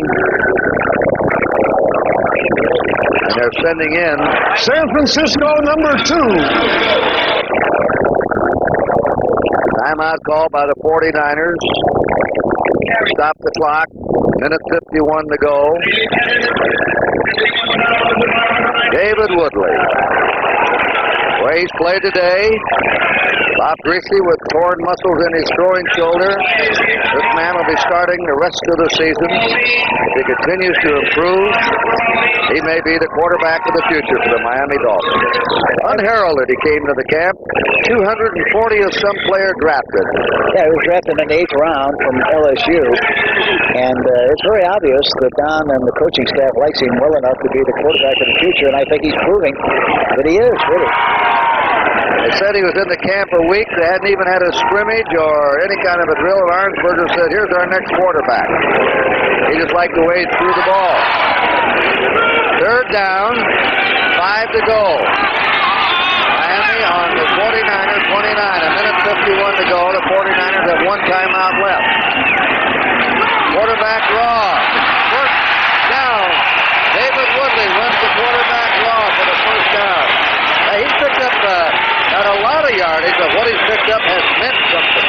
Yeah, it's very timely. Yeah. All the runs that he's made have been very timely, very significant, good purpose, and there was a great illustration of the quarterback draw. Executive producer, Charles H. Milton III. Howard Rice Snyder is our producer. And the director, Master Bob Daly, the maestro. And the other folks here who have aided us in bringing this game to you from the Orange Bowl across America.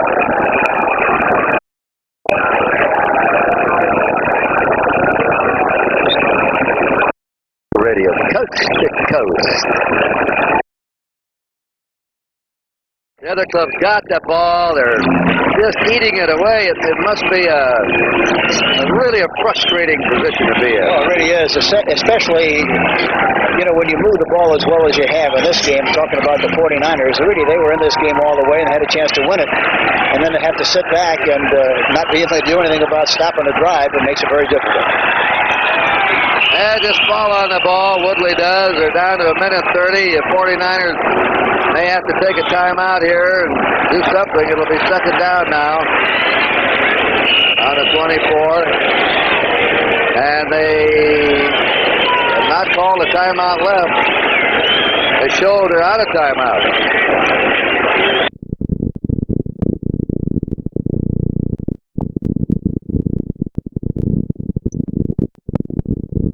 Matt Moore. Yeah, just to make sure in case there's any kind of a bad snap, a fumble goes back into the backfield, he's there to recover. What a hopeless feeling this has to be. The 49ers played well today. 3 games in a row now, they're losing by close scores. They lost last week 23-16 to Green Bay. The week before 17-13 to Detroit. The week before 24-23 to Tampa Bay. And today they're losing 17-13. This is third down. Matt Moore, the safety man, in a punt formation in case a freakish thing happens. Back to Woodley. Now it's fourth down coming up. That'll be it. And the 49ers are going to lose their 4th close game in a row, their 8th in a row, and Miami wins and goes above 500. Miami's record will be 6-5. They have to catch Buffalo, who won today. They're 8-3. Don Shula goes off. His club 2 games off the pace, but still in the running, or maybe a divisional berth, a wild card team, or the divisional champion. Kurt Gowdy, Hank Stram. Hope you enjoyed tonight's game from the Rose Bowl. And NFL on CBS is a presentation of CBS Sports.